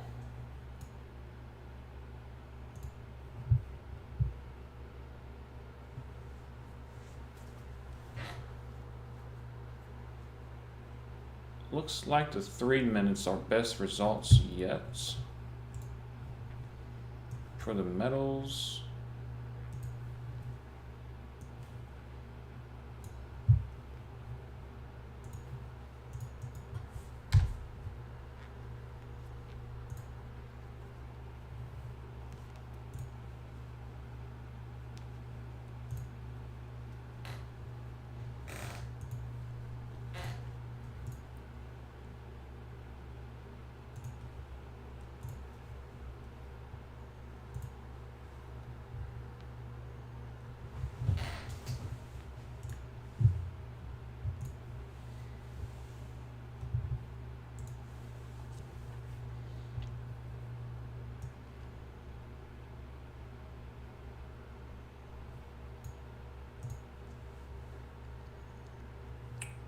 I'm not even gonna bother with the 1 minute.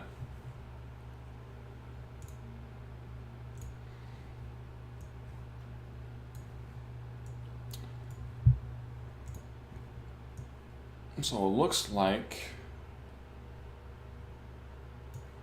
metals are going to be negative for this setup during our with this trying to do too many things at once, so I know what the hell I was saying. Let's see, 7. I don't even. I guess that'd be like a negative 2.5. Sure, it's only 2.5. 2.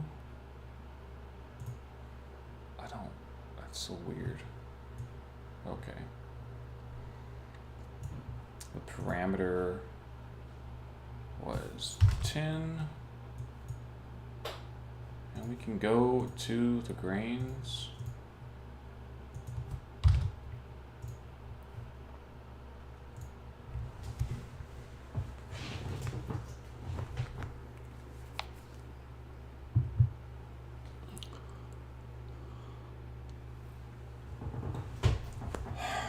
Holy crap.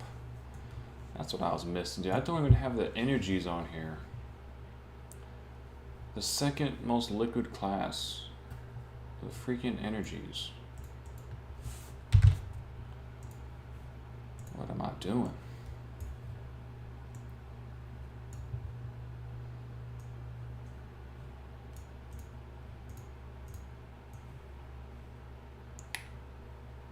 Let's just add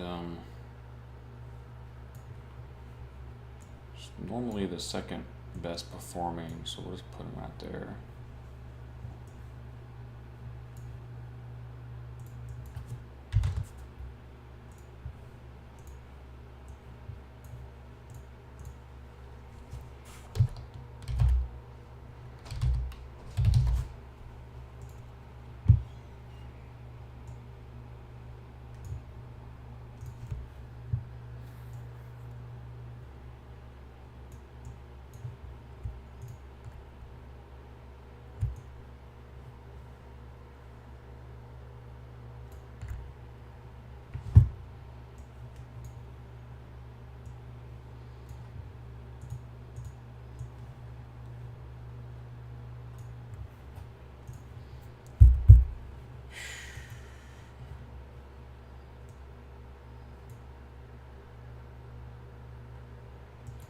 And this is just an index loving setup, I guess.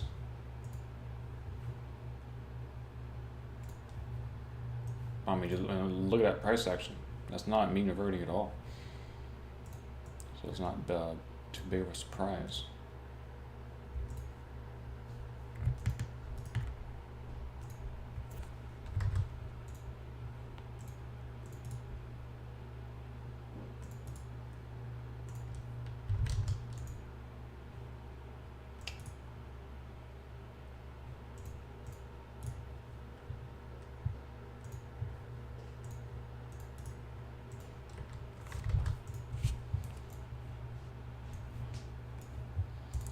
Give me profitability somewhere.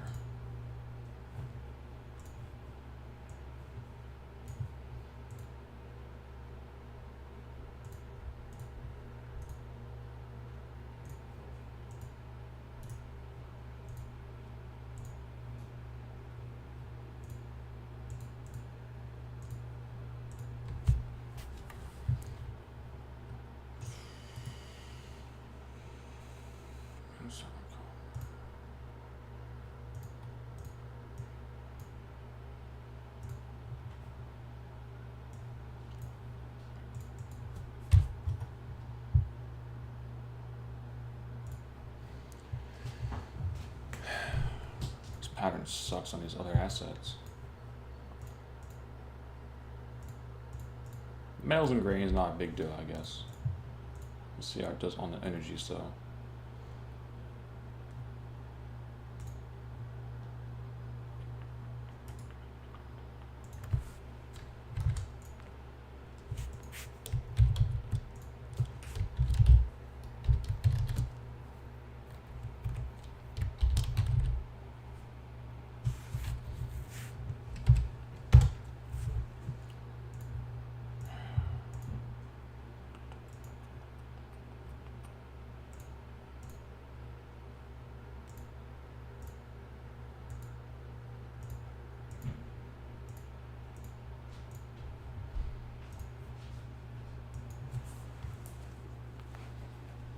even.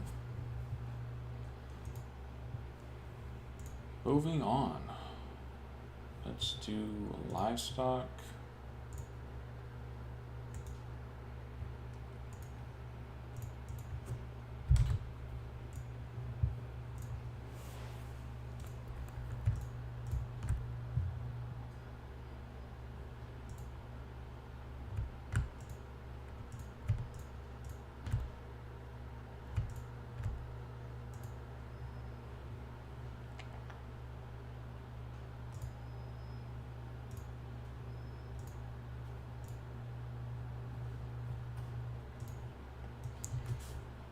$18K.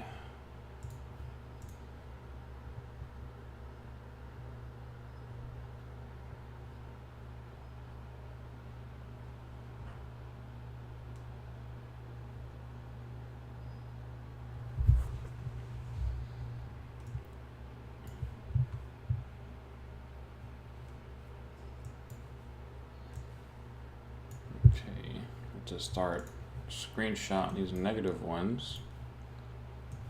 -15.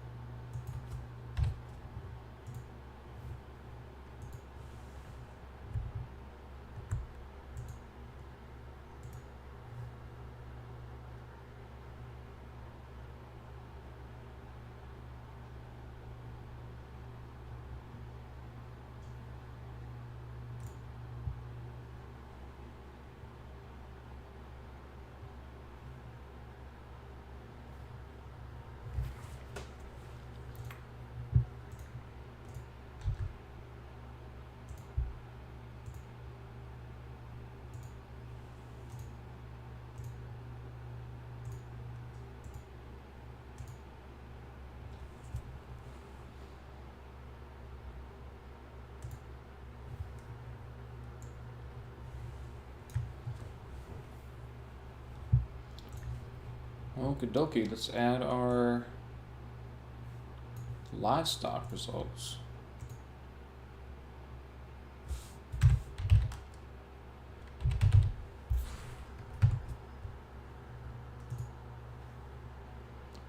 $15.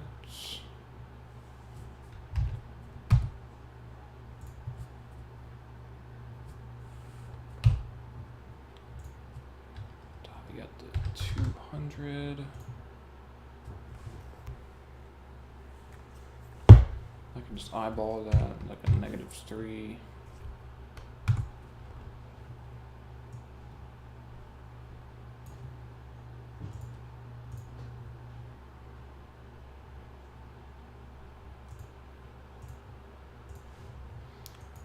On to some Forex action.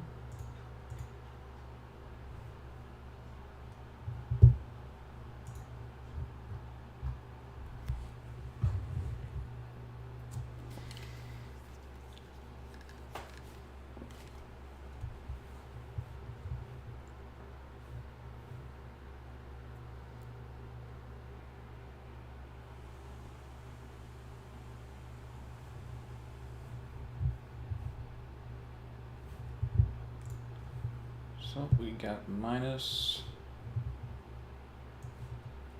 11,000.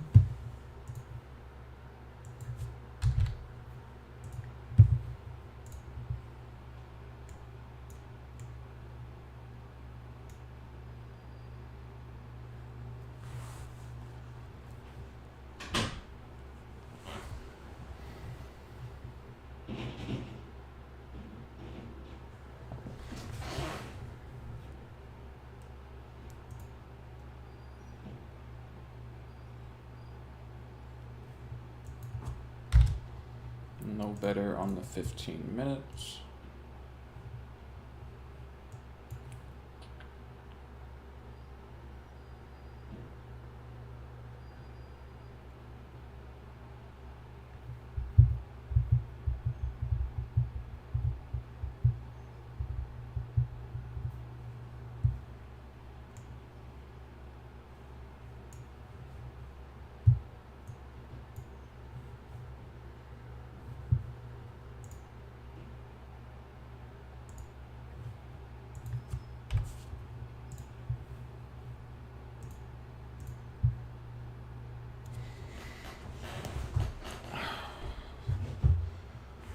Well, it does suck. It seems like this setup's only going to do good on the indexes.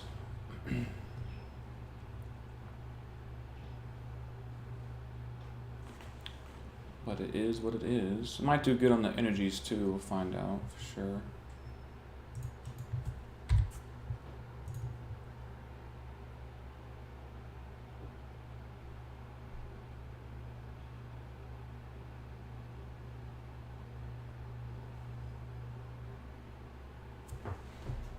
Indexes also have the most volume.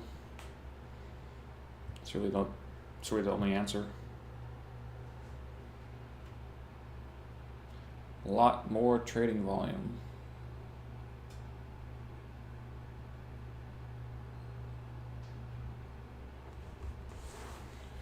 Usually indexes is where all the main systems are run, and then all these additional assets are just used as diversification tools.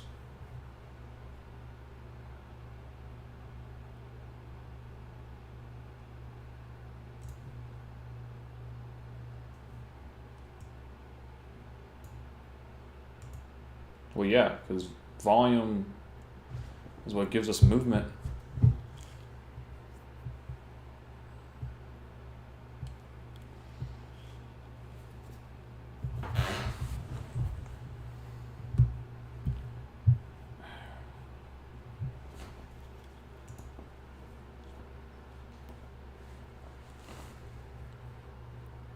Alright, so we got 4x. 4x, 11 minus 927.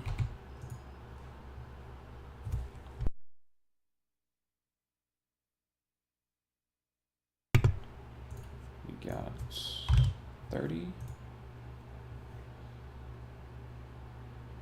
just gonna say it's 4, no, say 3.5.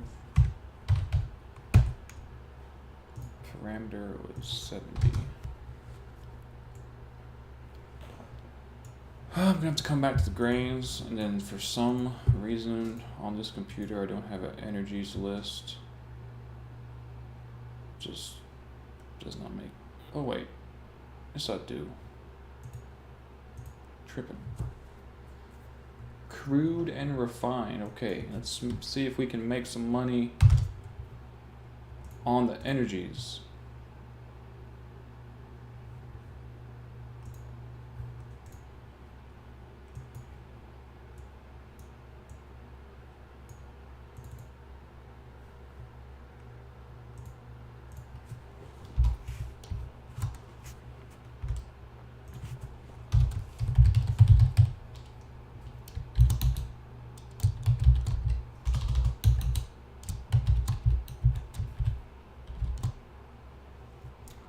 Okay, got a little bit of profitability on the 30 minutes. We got CLHO RB and NG. Also need to add at least Brent. So let me add Brent to the list. Need to make some adjustments to several of these lists.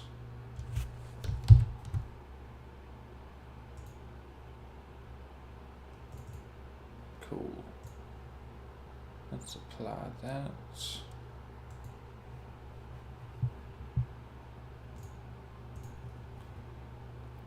So CL, HO, RB, NG, and Brent. Crude oil, heating oil, natural gas. Let's see about the 15 minute.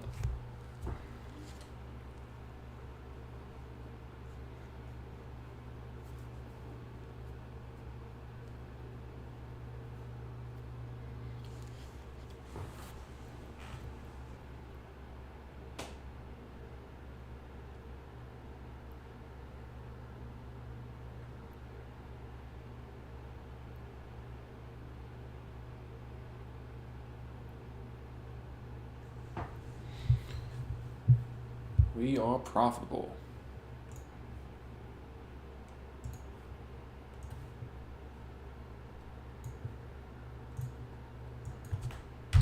Let's see about the 10 minute.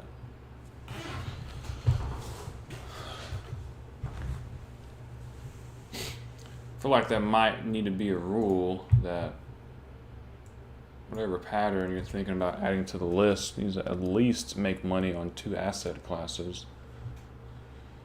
Because honestly, if this wasn't going to at least make some money on the energies, I don't know about this one.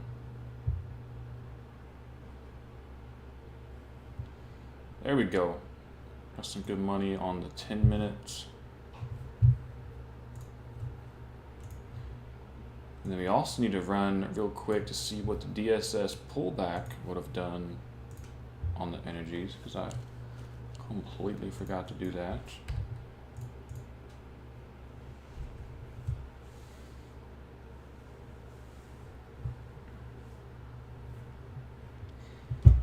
Because DSS pullback, you know, as we can see, did pretty good.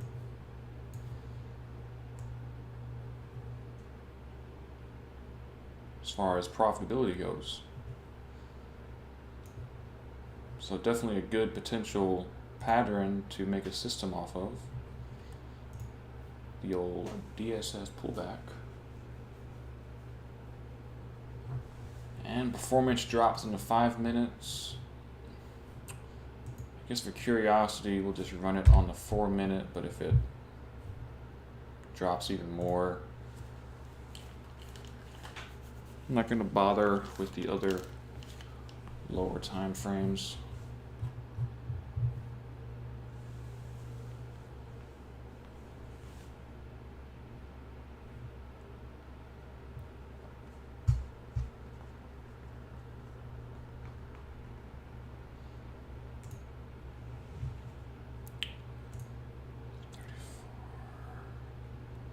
$34, $767.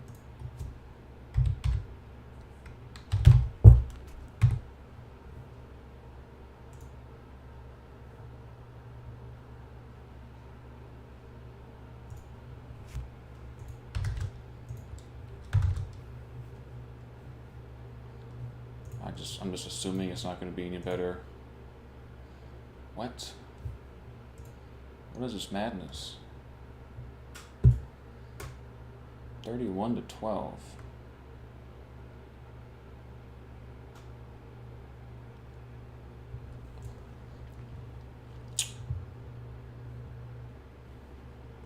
Kind of surprising.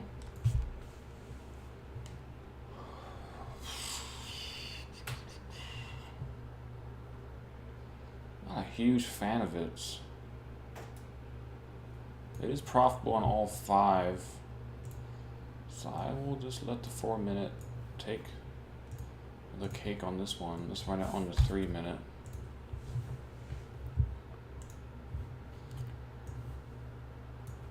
31.067. Just a 4-minute parameter.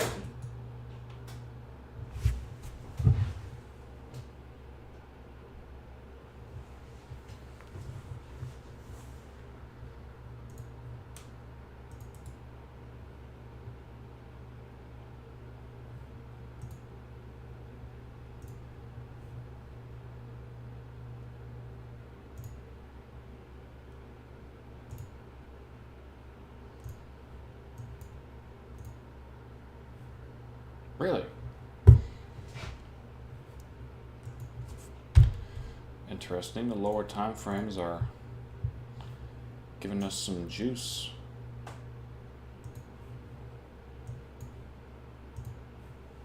So we got 4 minutes.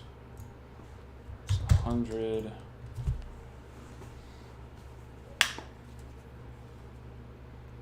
P&L to drawdown.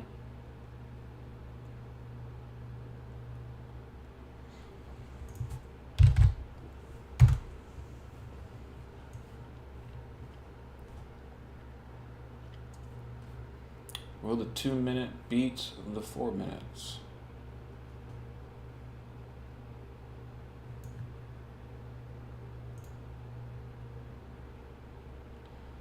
It will not. I do not feel like testing the 1 minute.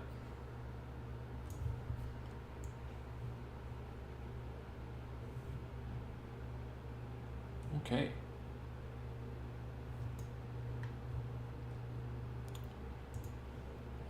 Okay, it's 4 minute, 100. Real quick, let's see how the DSS pullback does on the energies. Because we forgot to do that. So let's go to DSS pullback.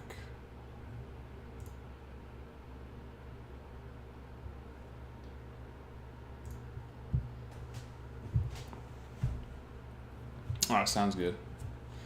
We're about to be done here in a few minutes anyways. Just going to test the DSS real quick.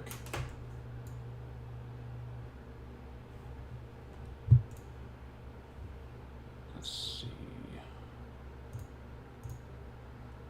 Back test.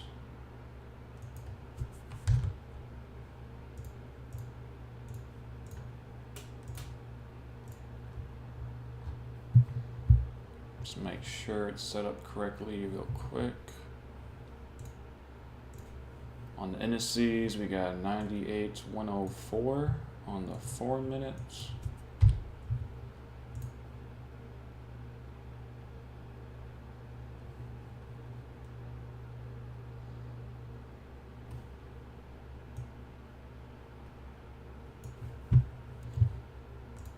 Did not get the same results. DSS pullback, 94. Maybe I optimized this parameter. I do not remember.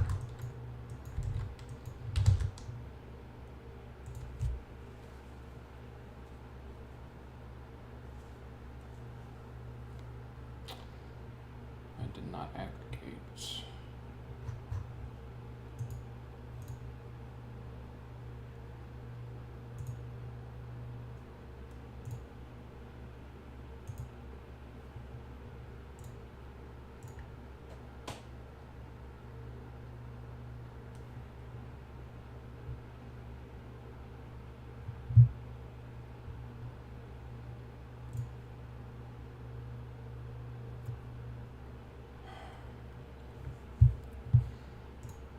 Why on earth is it giving me a different result?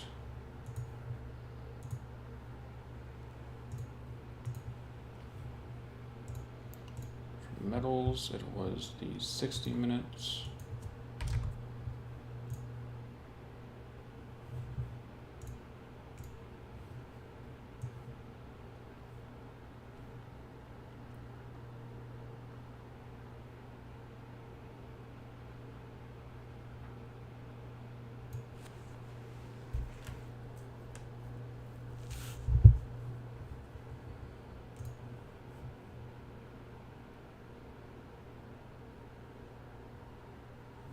Well, that doesn't make any sense, so I'm gonna have to look back on that and see how I was getting those results. So we're gonna go ahead and wrap it up there, guys. Thanks for joining, and we'll see you guys in the next one.